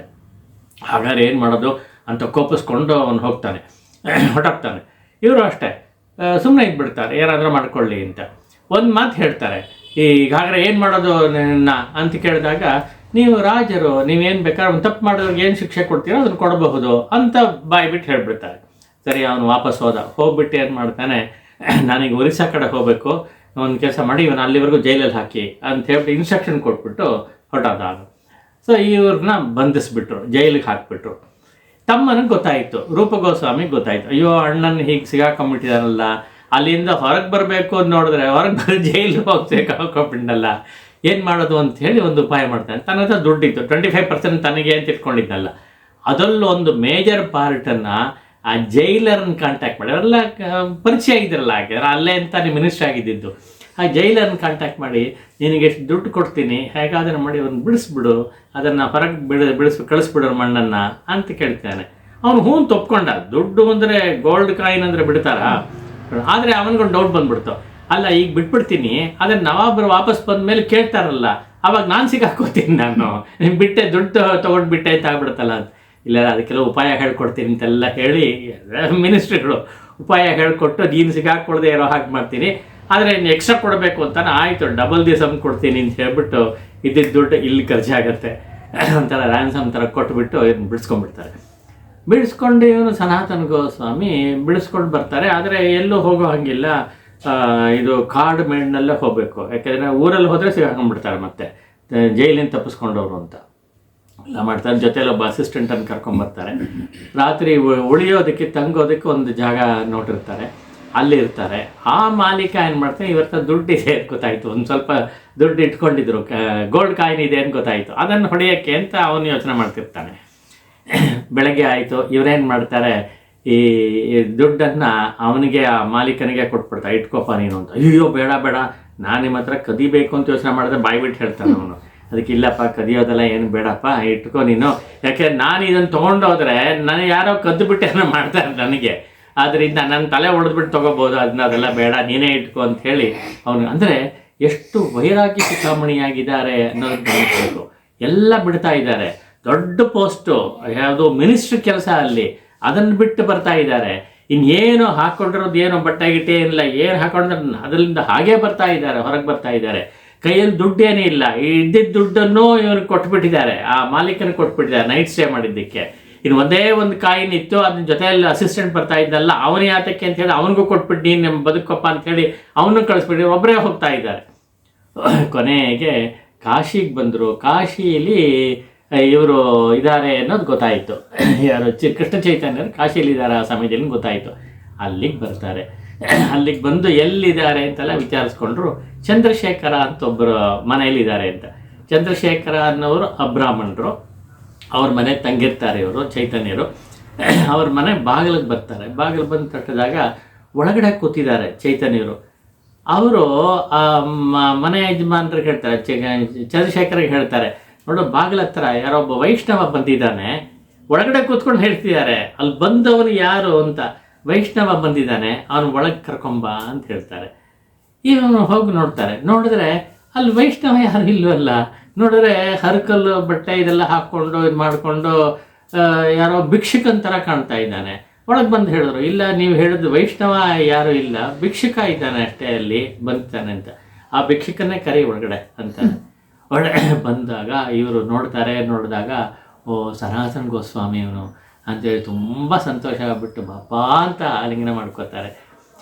ಅವನು ಇಲ್ಲ ಸ್ವಾಮಿನ ಮುಟ್ಬೇಡಿ ಸ್ಪರ್ಶ ಮಾಡಬೇಡಿ ಅಂತ. ಯಾಕೆಂದರೆ ಎಷ್ಟೋ ದಿವಸ ಆಗೋಯ್ತು ಪ್ರಯಾಣ ಮಾಡಿ, ಅವ್ನು ಸ್ನಾನ ಮಾಡಿಲ್ಲ, ಏನು ಮಾಡಿಲ್ಲ, ಒಂದು ಕೊಳಕು ಬಟ್ಟೆ ಇದೆ. ಒಂದೇ ಒಂದು ಏನಪ್ಪ ಅಂದರೆ ದಾರಿನಲ್ಲಿ ಅವನ ಬ್ರದರ್-ಇನ್-ಲಾ ಒಬ್ಬ ಸಿಗ್ತಾನೆ, ಸನಾತನ ಗೋಸ್ವಾಮಿ ಬ್ರದರ್-ಇನ್-ಲಾ. ಅವನು ಒಳ್ಳೆ ಜರಿ ಶಾಲು ಒಂದು ಕೊಟ್ಟಿರ್ತಾನೆ. ಆ ಶಾಲು ಹೊದ್ಕೊಂಬಂದಿರ್ತಾನೆ ಚಳಿ ಅಂತ ಹೊದ್ಕೊಂಬಂದಿರ್ತಾನೆ. ಅಷ್ಟೇ ಇರೋದು, ಬಾಕಿ ಎಲ್ಲ ಏನಿಲ್ಲ. ಗಡ್ಡ ಎಲ್ಲ ದೊಡ್ಡದಾಗಿ ಬೆಳೆದು ಬಿಟ್ಟಿದೆ, ತಲೆ ಕೂದಲೆಲ್ಲ ದೊಡ್ಡದಾಗಿದೆ, ಹೀಗಿದೆ. ಅಂಥವನಾದರೂ ಕೂಡ ಏನು ಯೋಚನೆ ಮಾಡಲಿಲ್ಲ. ಅವರು ಆಲಿಂಗನ ಮಾಡ್ಕೊಂಡು ಮಾಡ್ತಾರೆ. ಮುಟ್ಬೇಡಿ ಅಂತ ಹೇಳ್ತಾನೆ. ಬೇಡ ಬಾ ಕೂತ್ಕೊಬಾ ಅಂಥೇಳಿ ಪಕ್ಕದಲ್ಲಿ ಕೂರಿಸ್ಕೊಂಡು ಮಾತಾಡ್ತಾ ಇರ್ತಾರೆ. ಆಯಿತು, ಏನು ಬಂದೆಲ್ಲ ಹೇಗೆ ಬಂದೆ? ಫಸ್ಟು ಅವ್ರು ಹೇಳೋದೇನೆಂದರೆ, ಅಪ್ಪ ನೀನು ಬಂದಿಯಲ್ಲಪ್ಪ, ನೀನು ಅಲ್ಲಿಂದ ಮಹಾರೌರವದಿಂದ ಬಿಡಿಸ್ಕೊಂಡ್ಬಂದಿದ್ದೀಯಪ್ಪ. ಮಹಾರೌರವ ಅಂದರೆ ದೊಡ್ಡ ನರಕ. ಅದು ಯಾರಿಗೆ ಅದು ಜಾಗ ಅಂತ ಹೇಳಿದ್ರೆ, ಯಾರು ಪ್ರಾಣಿಗಳನ್ನು ಬೇಟೆಯಾಡಿ ಕೊಲ್ತಾರೋ, ಯಾರು ಪ್ರಾಣಿ ಹಿಂಸೆ ಮಾಡಿ ಅದನ್ನು ತಿಂತಾರೋ ಅದನ್ನು ಅಂಥವ್ರು ಹೋಗೋವಂಥ ನರಕಕ್ಕೆ ಮಹಾರೌರವ ಅಂತ ಹೆಸರು. ಅಂಥ ರೌರವದಿಂದ ತಪ್ಪಿಸ್ಕೊಂಡ್ಬಂದಿದೆಯಪ್ಪ ನೀನು, ನನಗೆ ಭಾಳ ಸಂತೋಷ ಆಯ್ತು ಈಗ ಅಂಥೇಳಿ ಫಸ್ಟ್ ಅಕ್ನಾಲೇಜ್ಮೆಂಟ್. ಅದಾದಮೇಲೆ ಕೂತ್ಕೊ ಅಂತ ಹೇಳಿ ಪಕ್ಕದಲ್ಲಿ ಕೂರಿಸ್ಕೊಂಡು ಕೇಳ್ತಾರಂತೆ, ಏನಾಯಿತು, ಹೇಗೆ ಬಿಡಿಸ್ಕೊಂಬಂದೆ ನೀನು ಹೇಳು, ನೀನು ಜೈಲಿಗೆ ಹಾಕಿಬಿಟ್ಟಿದ್ದಾರೆ ಅಂತೆಲ್ಲ ಸುದ್ದಿ ಬಂತು ನನಗೆ, ಹೇಗಿದೆ ಅಂತೆಲ್ಲ ಕೇಳಿದ್ರೆ ಅವ್ನು ಪೂರ್ತಿ ಎಲ್ಲ ಕಥೆ ಎಲ್ಲ ಹೇಳ್ತಾನೆ. ಹೀಗಾಯಿತು ಅಂತೆಲ್ಲ ಹೇಳ್ತಾನೆ. ಎಲ್ಲ ಕೇಳಿಸ್ಕೊಂಡು ಆಮೇಲೆ ಮಾಡ್ತಾರೆ ನೋಡಿ, ಇವರಿಗೆ ಒಂಥರ ಸದ್ಯ ಬಿಡಿಸ್ಕೊಂಬಂದಲ್ಲ ಅಂತ ತಕ್ಷಣ ಚಂದ್ರಶೇಖರ್ ಅವ್ರನ್ನ ಕರೆದುಬಿಟ್ಟು, ಮನೆ ಯಜಮಾನ್ರನ್ನ ಕರೆದುಬಿಟ್ಟು, ಕೆಲಸ ಮಾಡಿ ಮೊದಲು ಒಂದು ಬಾರ್ಬರ್ನ ಕರೆಸಿ ಇವರಿಗೆಲ್ಲ ತಲೆ ಎಲ್ಲ ಕ್ಲೀನ್ ಮಾಡಿಸು, ಗಡ್ಡ ಎಲ್ಲ ಬೆಳೆದು ಬಿಟ್ಟಿದೆ, ತಲೆ ಕೂದಲು ಬೆಳೆದಿದೆ ಬಾಡು, ಆಮೇಲೆ ಒಳ್ಳೆ ಬಟ್ಟೆ ಕೊಡಿಸು ಅವನಿಗೆ, ಕೊಡಿಸ್ಬಿಟ್ಟು ರೆಡಿ ಮಾಡು, ಸ್ನಾನಕ್ಕೆಲ್ಲ ವ್ಯವಸ್ಥೆ ಮಾಡೋ ನನಗೆ ಅಂತೆಲ್ಲ ಹೇಳ್ತಾರೆ. ಅಂದರೆ ಎಷ್ಟು ಕರುಣೆ, ಎಷ್ಟು ಅನುಕಂಪ ತೋರಿಸ್ತಾರೆ ಅಂತ. ಒಂದ್ಸಲ ಇದೆಲ್ಲ ನೋಡಿದಾಗ ನನಗೆ ನಮ್ಮ ರಂಗಪ್ರಿಯ ಸ್ವಾಮಿಗಳು ಜ್ಞಾಪಕ ಬರುತ್ತೆ. ಅವರು ಹೀಗೇನೆ ಏನಾದರೂ ಒಂದಾದರೆ ತುಂಬ ಚೆನ್ನಾಗಿ ನೋಡ್ಕೊಳ್ಳೋರ ತಮ್ಮ ಒಂದು ಭಕ್ತಾದಿಗಳನ್ನು. ಅವರು ಒಂದೊಂದು ಪ್ರತಿಯೊಂದು ಸಣ್ಣ ವಿಷಯಕ್ಕೂ ಕೂಡ ಗಮನ ಕೊಟ್ಟು ಅವ್ರಿಗೆ ಇದು ಮಾಡೋರು. ಆ ಥರ ಪ್ರತಿಯೊಂದನ್ನು ನೋಡಿ ಆಮೇಲೆ ಆಹಾರಕ್ಕೋಸ್ಕರ ಅವರಿಗೆ ಇನ್ನೊಬ್ಬರಿದ್ದರು, ತಪನ ಮಿಶ್ರಾ ಅಂತ ಒಬ್ಬರು, ಅವರು ಬ್ರಾಹ್ಮಣರು. ಆಹಾರ ಮಾತ್ರ ಯಾವಾಗಲೂ ಬ್ರಾಹ್ಮಣರ ಮೇಲೆ ಆಗಬೇಕು ಅಂತ, ವಾಸ ಬೇಕಾದ್ರೆ ಬೇರೆ ಕಡೆ ಮಾಡ್ಬೋದು, ಆಹಾರ ಬ್ರಾಹ್ಮಣರ ಮೇಲೆ ತೊಗೋಬೇಕು ಅಂತ ಒಂದು ಕಂಡೀಷನ್ನು ಅದರ ಮೇಲೆ ಮಾಡ್ತಿದ್ರು. ಸರಿ ಅಲ್ಲಿ ಹೋಗು ಅಂಥೇಳಿ ಅವನಿಗೆ ಹೇಳಿದರು. ಆಯಿತು, ಇವ್ರು ಎಂಥ ವಿರಾಗಿ ಸನಾತನ ಅಂತ ಹೇಳಿದ್ರೆ, ಅವರು ಕರೆದ್ರಂತೆ, ನಿತ್ಯವೂ ಇಲ್ಲಿ ಕಾಶಿಯಲ್ಲಿರೋವರೆಗೂ ನಿತ್ಯವೂ ಕೂಡ ನಮ್ಮ ಮನೆಯಲ್ಲೇ ಬಂದು ಊಟ ಮಾಡಬೇಕು ಅಂತ ಹೇಳಿದಂತೆ. ಇಲ್ಲ ಹಾಗೆಲ್ಲ ಬರಲ್ಲ, ನಾನು ಇಲ್ಲಿರೋವರೆಗೂ ಮನೆಗೆ ಹೋಗಿ ಭಿಕ್ಷೆ ಬೇಡಿ ನಾನು ತಗೋಬೇಕು, ಊಟ ಮಾಡಬೇಕು ನಾನು ಅಂತ ಹೇಳಿದ. ಅಂದರೆ ಭಿಕ್ಷೆಗೆ ತಯಾರಿತ್ತು ಮನಸ್ಸು, ಆ ಥರ ಮಾಡ್ತಾ ಇದ್ದ. ಅಷ್ಟು ವೈರಾಗ್ಯ ಬಂದಿತ್ತಾಗಲೇ ಅವ್ರಿಗೆ ಅಂತ. ಆಯಿತು, ಎಲ್ಲ ಆಯಿತು. ಮಾರನೇ ದಿವಸ ಏನಾಯಿತು, ಅವ್ನು ಕೂತ್ಕೊಂಡಿರುವಾಗ ಹೊರಗಡೆ ಹೋಗಬೇಕು ಅಂತ ಆದಾಗ ಇವರು ನೋಡ್ತಾರೆ, ಚೈತನ್ಯರು ಸನಾತನ ನೋಡಿದಾಗ ಅವನು ಹೊದ್ಕೊಂಡಿರೋ ಶಾಲು ಮೇಲೆ ಅವನು ಕಣ್ಣು ಬಿತ್ತು. ಏನೋ ಒಂಥರ ನೋಡಿದ್ರಂತೆ. ಅದು ನೋಡಿದ್ದು ಇವರಿಗೆ ಯಾಕೋ ಅವ್ರಿಗೆ ಇಷ್ಟವಾಗಿಲ್ಲ, ಶಾಲು ನಾನು ಹೊದ್ಕೊಂಡಿರೋದು ಇಷ್ಟವಾಗಿಲ್ಲ ಅಂತ ಅನಿಸ್ತು. ಶಾಲು ಅಂದರೆ ಅದೊಂಥರ ಜರಿ ಶಾಲು, ಭರ್ಜರಿ ಅದು. ಅದನ್ನ ಯಾಕೆ ಹೊದ್ಕೊಂಡಿದ್ದಾನೆ ಇವನು? ಎಲ್ಲ ಬಿಟ್ಟವನು ಮನೆಗೆ ಭಿಕ್ಷೆಗೆ ಅಂತ ಹೋಗ್ತಾನೆ. ಭಿಕ್ಷೆಗೆ ಹೋಗೋವಾಗ ಈ ಥರ ಶಾಲು ಹೊದ್ಕೊಂಡು ಹೋದರೆ ಒಂದು ಚೆನ್ನಾಗಿರುತ್ತೆ ಅದು ಅಂತ ಅನಿಸಿರ್ಬೋದು ಅವ್ರಿಗೆ. ಅವ್ರು ಬಾಯಿ ಬಿಟ್ಟು ಏನು ಹೇಳಲಿಲ್ಲ, ಆದರೆ ಅವ್ರಿಗೆ ಅನಿಸಿರ್ಬೋದು. ಅದಕ್ಕೋಸ್ಕರ ಹಾಗೆ ಅವ್ರ ಮನಸ್ಸು ಬಂದಿದೆ, ಅದರಿಂದ ಬೇಡ ಅಂತ ಅನ್ನಿಸ್ತು. ಏನೋ ಸೀದಾ ಹೋದ, ಅಲ್ಲೊಂದು ಕೆರೆ ಇತ್ತು. ಕೆರೆಯಲ್ಲಿ ಒಬ್ಬ ದೋಬಿ ಇದ್ದ, ಅವನ ಬಟ್ಟೆಗಳನ್ನ ಒಗಿತಾ ಇದ್ದ. ಒಂದು ಆರ್ಡಿನರಿ ಶಾಲು ಒಂದು ಹೊದ್ಕೊಂಡಿದ್ದ. ಇವನು ಸನಾತನ ಹೋಗ್ಬಿಟ್ಟು ಅಗಸಂತ ಕೇಳ್ತಾರೆ, ಈಗ ಜರಿ ಶಾಲು ಇದೆ, ಇದನ್ನು ತೊಗೊಂಡ್ಬಿಟ್ಟು ಆ ಶಾಲು ನನಗೆ ಕೊಡ್ತೀಯಾ ಅಂತ ಕೇಳ್ತಾರೆ. ಈಗ ನೋಡ್ತಾರೆ, ಮೇಲೆ ಕೆಳಗೆ ನೋಡ್ತಾರೆ, ಏನು ಹುಚ್ಚಿಗಿಚ್ಚಿ ಹಿಡಿದಿದ್ಯಾ ಅಂತ. ಒಳ್ಳೆ ಜರಿ ಶಾಲು ಒಂದು ಕೊಟ್ಬಿಟ್ಟು ಆರ್ಡಿನರಿ ಕೊಳಕ್ ಶಾಲು ಅಂತ ಕೇಳ್ತಾರಲ್ಲ, ಇದು ಏನಪ್ಪ ಇದು, ತಲೆಗೆಲೆ ಕೆಟ್ಟೋಗಿದೆಯಾ ಏನು ಅಂತ. ಆಮೇಲೆ ಹಾಗೆಲ್ಲ ಅಲ್ಲಪ್ಪ ಅಂತ ಹೇಳಿ ಒಂದು ಸಣ್ಣ ಕತೆ ಹೇಳಿಬಿಟ್ಟು ತನಗೆ ಇದು ಸೂಕ್ತವಾಗಿ ತನ್ನ ಕಂಡೀಷನ್ ಏನು ಅಂತ ಹೇಳ್ಬಿಟ್ಟು ಇದು ಮಾಡಿದಾಗ ಅವನು ಒಪ್ಕೊಂಡ. ಇದರಲ್ಲಿ ಏನು ತಲೆ ಎಲ್ಲ ಸರಿಯಾಗೇ ಇದೆ ಇವರಿಗೆ ಇಷ್ಟಪಟ್ಟು ಕೇಳ್ತಿರೋದು ಅಂತ. ಸರಿ ಕೊಟ್ಟನಂತೆ. ಅದನ್ನು ಹೊದ್ಕೊಂಡು ಮನೆಗೆ ಬಂದರು. ಬಂದಾಗ ಚೈತನ್ಯರು ನೋಡು ತುಂಬ ಖುಷಿ ಆಗೋಯ್ತು. ಓಹೋ, ನನ್ನ ಮನಸ್ಸನ್ನು ಅರ್ಥ ಮಾಡ್ಕೊಂಡ ಇವನು, ಅರ್ಥ ಮಾಡ್ಕೊಂಡು ಅದಕ್ಕೆ ಸರಿಯಾಗಿ ಅವನು ಆ್ಯಕ್ಟ್ ಮಾಡಿದ್ದಾನೆ ಅಂಥೇಳಿ ತುಂಬ ಖುಷಿ ಪಟ್ಕೊಂಡು ಮಾಡಿದ್ರು ಅಂತ ಕೇಳ್ತೀವಿ. ಅದ್ರ ಜೊತೆಗೆ ಇವನು ಕೂರಿಸ್ಕೊಂಡು ತುಂಬ ಪಾಠ ಮಾಡಿದ್ದಾರೆ ಚೈತನ್ಯರು. ಸನಾತನ ಗೋಸ್ವಾಮಿಗೆ ತುಂಬ ಪಾಠ ಮಾಡಿದ್ದಾರೆ. ಪಾಠ ಮಾಡಿದ್ದಕ್ಕೆ ಮುಂದೆ ಅವರು ಗೋಸ್ವಾಮಿಯಾಗಿ ಅನೇಕ ಜನರಿಗೆ ಪಾಠ ಹೇಳಿಕೊಟ್ಟು ಬೆಳೆಸ್ಕೊಂಬಂದರು ಅಂತ. ಅಲ್ಲಿ ಅವರಿಗೆ ಬೃಂದಾವನದಲ್ಲಿ ರೂಪ ಗೋಸ್ವಾಮಿಗೆ ಪಾಠ ಮಾಡಿದ್ರು, ಇಲ್ಲಿ ಇವ್ರಿಗೆ ಪಾಠ ಮಾಡಿದ್ರು. ಹಾಗೆ ಮಾಡಿ ಬೆಳೆಸಿದ್ದಾರೆ ಅನ್ನೋದನ್ನು ನೋಡ್ತೀವಿ. ಮುಂದಕ್ಕೆ ಇವರು ಮಧ್ಯದಲ್ಲಿ ಇನ್ನೊಂದು ಇವರು ಹೋಗ್ತಾ ಇರ್ತಾರೆ. ಪ್ರಯಾಣ ಅಂದರೆ ಒಂದು ಕಡೆಯಿಂದ ಒಂದು ಕಡೆ ಹೋಗ್ಬೇಕಾದ್ರೆ ಮಧ್ಯ ಭಾರತ ಕ್ರಾಸ್ ಮಾಡಿ ಹೋಗ್ಬೇಕು. ಪುರಿಯಿಂದ ಹೋಗುವಾಗ ಮಧ್ಯ ಭಾರತ ಕ್ರಾಸ್ ಮಾಡಿ ಹೋಗ್ಬೇಕಾಗಿ ಬರುತ್ತೆ. ಬಂದಾಗ ಅಲ್ಲಿ ಕಾಡಿನೊಳಗಡೆ ಹೋಗಬೇಕು. ಇದು ತುಂಬ ಪ್ರಸಿದ್ಧವಾದ ವಿಷಯ. ಚೈತನ್ಯರು ಅಂತ ಹೇಳಿದಾಗ ಈ ಕಥೆನೇ ಜ್ಞಾಪಕ ಬರುತ್ತೆ, ಈ ಘಟನೆಯೇ ಎಲ್ರಿಗೂ ಜ್ಞಾಪಕ ಬರೋದು, ಅದನ್ನೇ ಹೇಳೋದು. ಅದನ್ನೊಂದು ಸ್ವಲ್ಪ ಜ್ಞಾಪಿಸ್ಕೊಂಬೇಡ. ಕಾಡಿನೊಳಗಡೆ ಪ್ರವೇಶ ಮಾಡಿದ್ದಾರೆ. ಅಲ್ಲಿ ಹೋಗ್ತಾ ದಾರಿ ಎಲ್ಲ ಸರಿಯಾಗಿರುತ್ತೆ, ಅದೇನು ತೊಂದರೆ ಆಗಿಲ್ಲ ಒಂದು ಹಂತದವರೆಗೂ. ಅದಾದ ಮೇಲೆ ನೇರ ದಾರಿ ಹೋಗ್ಬಿಡುತ್ತೆ, ಕಾಡು ದಾರಿ ಬಂದ್ಬಿಡುತ್ತೆ. ಕಾಡು ದಾರಿ ಬಂದಾಗ ಇವರು ಎಲ್ಲೋ ಒಂದು ತಪ್ಪಿಸ್ಕೊಂಡ್ಬಿಡ್ತಾರೆ ಅಂತ ಹೇಳಿದ್ರೆ ಅದು ದಾರಿ ಕಾಣಲ್ಲ, ದಟ್ಟವಾದ ಕಾಡು, ಅದರ ಒಳಗಡೆ ಪ್ರವೇಶ ಮಾಡಬೇಕಾಗಿದೆ. ಪ್ರವೇಶ ಮಾಡಿ ಹೋಗ್ತಾ ಇದ್ದಾರೆ. ಜೊತೆಯಲ್ಲಿ ಒಬ್ಬರನ್ನ ಕರ್ಕೊಂಡಿರ್ತಾರೆ, ಭಟ್ಟಾಚಾರ್ಯ ಅಂತೊಬ್ಬರು. ಆ ಭಟ್ಟಾಚಾರ್ಯ ಅಲ್ಲ, ಇವರು ಬಲಭದ್ರ ಭಟ್ಟಾಚಾರ್ಯ ಅಂತೊಬ್ಬರು. ಈ ಭಟ್ಟಾಚಾರ್ಯ ಜೊತೆಲಿ ಕರ್ಕೊಂಡು ಹೋಗ್ತಾರೆ. ಆ ಮನುಷ್ಯ ಜೊತೆಲಿ ಹೋಗ್ತಾ ಇರುವಾಗ ಅಲ್ಲಿ ನೋಡಿದ್ರೆ ಆನೆಗಳು, ಹುಲಿಗಳು ಎಲ್ಲ ಎದುರುಗಡೆ ಬರ್ತಾ ಇದೆ. ಗಾಬರಿ ಆಗ್ಬಿಡತ್ತೆ ಅವನಿಗೆ, ಬಲ ಅಂತ ನಡುಗ್ತಾ ಇದ್ದಾನೆ. ಹಿಂಡಿಯಾಗಿ ಬರ್ತಾ ಇದೆ. ಅದು ಕಾಡು, ದಟ್ಟವಾದ ಕಾಡು. ಅದನ್ನ ಬರ್ತಾ ಇದ್ದು ಏನು ಮಾಡೋದು ಗೊತ್ತಾಗಿಲ್ಲ. ಅವನು ಹೀಗೆ ನೋಡ್ಬಿಟ್ಟು ಅವ್ರ ಕಡೆ ನೋಡ್ತಾನೆ. ಅವ್ರು ಏನಿಲ್ಲ, ಕೃಷ್ಣ ಕೃಷ್ಣ ಹರೇ ಕೃಷ್ಣ ಹರೇ ಕೃಷ್ಣ ಕೃಷ್ಣ ಕೃಷ್ಣ ಹರೇ ಹರೇ ಅಂತ ಹೇಳ್ಬಿಟ್ಟು ಮುಂದಕ್ಕೆ ಹೋಗ್ತಾ ಇದ್ದಾರೆ. ಇವನಿಗೆ ಫಾಲೋ ಮಾಡೋಕ್ಕಾಗ್ತಾ ಇಲ್ಲ, ಹೆದರು ಬಿಟ್ಟಿದ್ದಾನೆ ಪಾಪ. ಅದಕ್ಕೆ ಅವರು ಹೋಗ್ತಾ ಇದ್ದಾರೆ, ನಾಮಸ್ಮರಣೆ ಮಾಡ್ಕೊಂಡು ಹೋಗ್ತಾ ಇದ್ದಾರೆ. ಆ ಹುಲಿ ಆಗಲಿ ಆನೆ ಆಗಲಿ ಏನು ಮಾಡಬೇಕು, ಒಂದು ಕ್ಲೀನಾಗಿ ಇವ್ರು ಹೋಗ್ತಾ ಇರೋ ದಾರಿಯಲ್ಲಿ ದಾರಿ ಬಿಟ್ಕೊಟ್ಟು ಸೈಡ್ಗೆ ಹೋಗ್ಬಿಡುತ್ತಂತೆ. ಎರಡೂ ಕೂಡ ಅವರು ದಾರಿ ಮಾಡ್ಕೊಂಡು ಇವರು ಮಧ್ಯೆ ಹೋಗ್ತಾ ಇದ್ದಾರೆ, ಖುಷಿಯಾಗಿ ಹೋಗ್ತಿದ್ದಾರೆ. ಏನು ಮಾಡಲಿಲ್ಲ ಅಂತ. ಆಮೇಲೆ ಸ್ವಲ್ಪ ದೂರ ಹೋಗ್ತಾರೆ. ಮುಂದೆ ಹೋಗ್ಬಿಟ್ರೆ ಅಲ್ಲಿ ಇನ್ನೂ ಒಂದು ಭಯಂಕರವಾದ ಇವುಗಳು ಬರುತ್ತೆ. ಯಾವುದು, ಕಾಡು ಹಂದಿ ಅಂತ ಹೇಳಿದ್ರೆ ಭಯಂಕರ. ಆಮೇಲೆ ರೆನೋಸರಸ್ ಅಂತೀವಲ್ಲ ಅದು, ಆಮೇಲೆ ಆನೆಗಳು, ಹುಲಿಗಳು ಎಲ್ಲ ಬರುತ್ತೆ. ಮತ್ತೆ ದಟ್ಟವಾದ ಕಾಡು ಬಂದಾಗ ಅವಾಗ ಇದನ್ನು ಹೀಗೆ ಹೇಳ್ಕೊಂಡು ಹೋಗ್ತಾ ಇರ್ತಾರೆ. ಇವ್ರು ಏನು ಭಯ ಗಿಯ ಏನೂ ಇಲ್ಲ. ಅವರು ಪಾಡುಗರು ನಾಮ ಸಂಕೀರ್ತನೆ ಮಾಡಿಕೊಂಡು ಇದು ಕುಣಿದಾಡ್ಕೊಂಡು ಹೋಗ್ತಾ ಇದ್ದಾರೆ.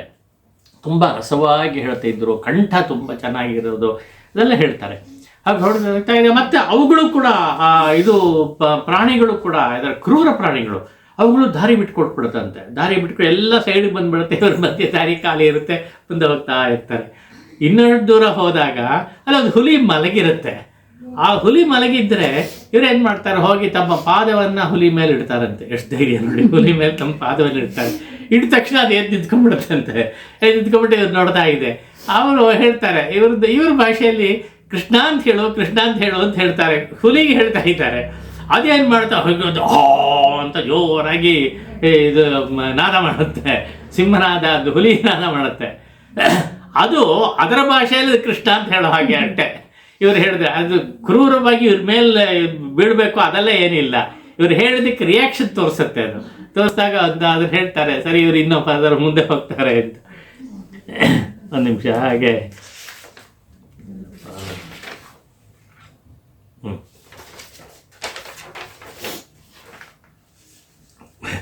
ಇದೆಲ್ಲ ನೋಡಿ ಅವನಿಗೆ ಬಲಭದ್ರನಿಗೆ ತುಂಬ ಆಶ್ಚರ್ಯವಾಗುತ್ತೆ.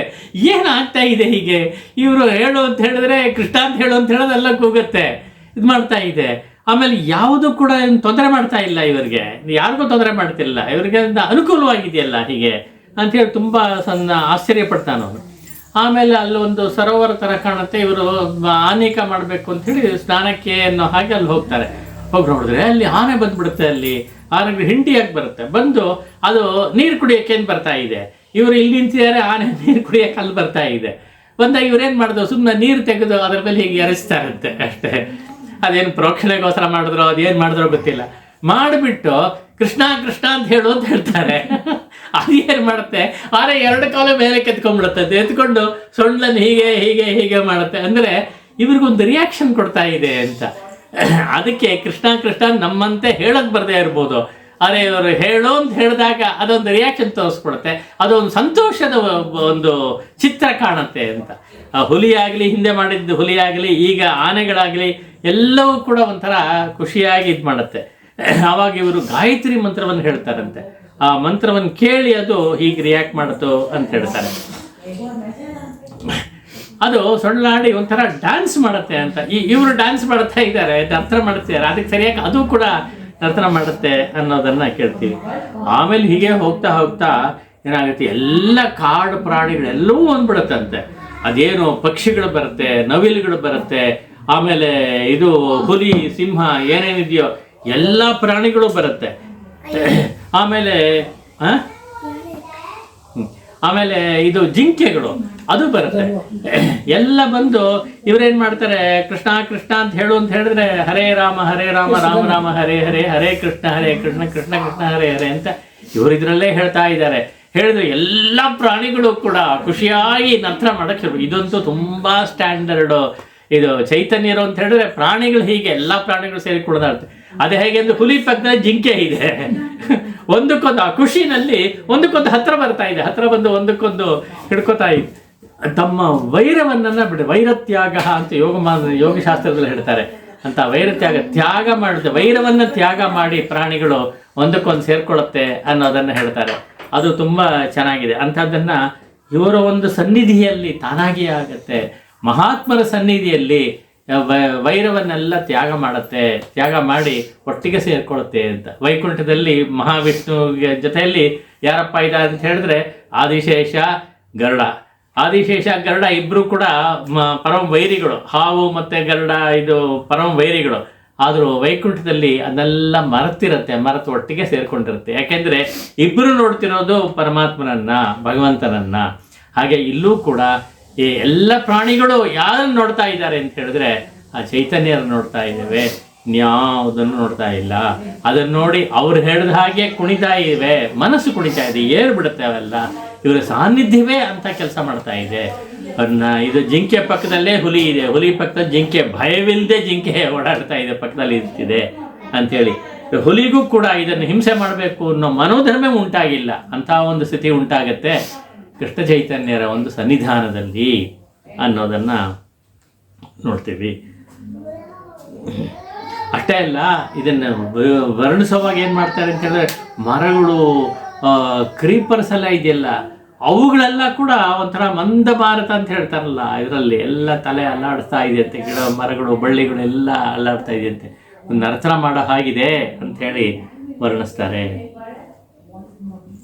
ಆಯಿತು, ಇದೆಲ್ಲ ಮಾಡಿಕೊಂಡು ಇವರು ಅದೆಲ್ಲ ನೋಡ್ತಾ ಅಲ್ಲೇ ನಿಂತ್ಕೊಳ್ಳಲ್ಲ, ನಿಂತ್ಕೊಂಡು ಇವ್ರು ಪಾಡು ಮುಂದೆ ಹೋಗ್ತಾ ಇದ್ದಾರೆ, ನಾಮಸ್ಮರಣೆ ಮಾಡ್ಕೊಂಡು ಹೋಗ್ತಾ ಇದ್ದಾರೆ. ಹಿಂದ್ಗಡೆ ಸ್ವಲ್ಪ ಹೆದರ್ಕೊಂಡು ಇವನು ಹೋಗ್ತಾ ಇದ್ದವನು ಬಲಭದ್ರ, ಅವನಿಗೂ ಭಯ ಇಲ್ಲ, ಹೋಗ್ತಾ ಇದ್ದಾನೆ. ಹೋಗ್ತಾ ಇರೋ ಹಿಂದ್ಗಡೆಯಿಂದ ಎಲ್ಲ ಪ್ರಾಣಿ ಜೋರಾಗಿ ಶಬ್ದ ಮಾಡ್ತಾ ಇದ್ದ. ಆರ್ಭಟ ಅಂತ ಹೇಳಿದ್ರೆ ಒಂಥರ ಸಂತೋಷದಲ್ಲಿ ಕುಣಿತಾ ಇವೆ. ಆ ಶಬ್ದ ಕೇಳ್ತಾ ಇದೆ, ಇವರು ಪಾಡಿಗೆ ಹೋಗ್ತಾ ಇದ್ದಾರೆ ಅಂತ ಹೇಳಿ. ಈ ತರಹ ಕಾಡ ಪ್ರದೇಶವನ್ನ ದಾಟಿ ಮುಂದೆ ಹೋಗ್ತಾರೆ. ಮುಂದೆ ಹೋಗಿ ಬೃಂದಾವನಕ್ಕೆ ಬರ್ತಾರೆ. ಸುಮಾರು ಟೈಮ್ ಆಯಿತು. ಒಂದು ಹಂತಕ್ಕೆ ನಿಲ್ಲಿಸ್ಕೊಳ್ಳೋಣ, ಇನ್ನು ಸ್ವಲ್ಪ ಹೇಳೋದು ಇರುತ್ತೆ. ಮುಂದಿನ ವಾರ ಇದನ್ನು ಮುಂದುವರಿಸೋಣ ಅಂತ ಅನಿಸುತ್ತೆ. ಬೃಂದಾವನದಲ್ಲಿ ಆಮೇಲೆ ಮತ್ತೆ ಕಾಶಿಗೆ ಬರ್ತಾರೆ. ಕಾಶಿಯಲ್ಲಿ ನಡೆದ ಘಟನೆಗಳು ಆಮೇಲೆ ಹೇಗೆ ಮುಂದುವರಿಯಿತು ಎಂಬುದಾಗಿ ಕೆಲವು ಅಂಶಗಳನ್ನ ಹೇಳೋದಿದೆ. ಸುಮಾರು ಒಂದು ಅರ್ಧ ಗಂಟೆ ಆಗ್ಬೋದೇನೋ. ಆದ್ದರಿಂದ ಈ ಒಂದು ಹಂತಕ್ಕೆ, ಒಂದು ಘಟ್ಟದಲ್ಲಿ ನಿಲ್ಲಿಸ್ಕೊಂಡು ಇವರು ಪ್ರಯಾಣ, ಪುರಿಯಲ್ಲಿದ್ದಾಗ ಆಗಿದ್ದ ಘಟನೆಗಳು ಮತ್ತು ದಕ್ಷಿಣ ಭಾರತಕ್ಕೆ ಹೋಗೋದಾಗ ಏನೇನಾಯಿತು ಅಂತಂದು, ಆಮೇಲೆ ಉತ್ತರ ಭಾರತಕ್ಕೆ ಬರ್ತಾ ಇದ್ದಾಗ ದಾರಿಯಲ್ಲಿ ಏನಾಯಿತು, ಕಾಡಿನಲ್ಲಿ ಏನಾಯಿತು, ಮತ್ತು ಹಾಗೆಯೇ ಬೃಂದಾವನದಲ್ಲಿ ಏನಾಯಿತು, ಮತ್ತು ಮಾಲ್ದಾ ಅನ್ನೋದು ಹೋದಾಗ ಕಾಶಿಲಿ ಏನಾಯಿತು, ಇತ್ಯಾದಿ ವಿಷಯಗಳೆಲ್ಲ ಗಮನಿಸಿದ್ರು. ಇನ್ನು ಉಳಿದ ಭಾಗವನ್ನು ಮುಂದಿನ ಸಲ ನೋಡೋಣ ಎಂಬುದಾಗಿ ಹೇಳ್ತಾ, ಮಹಾಕೃಷ್ಣ ಚೈತನ್ಯರಿಗೆ ನಮಸ್ಕರಿಸ್ತಾ ಮಂಗಳವನ್ನು ಹೇಳ್ತೇನೆ ಈ ಪಾಠಕ್ಕೆ.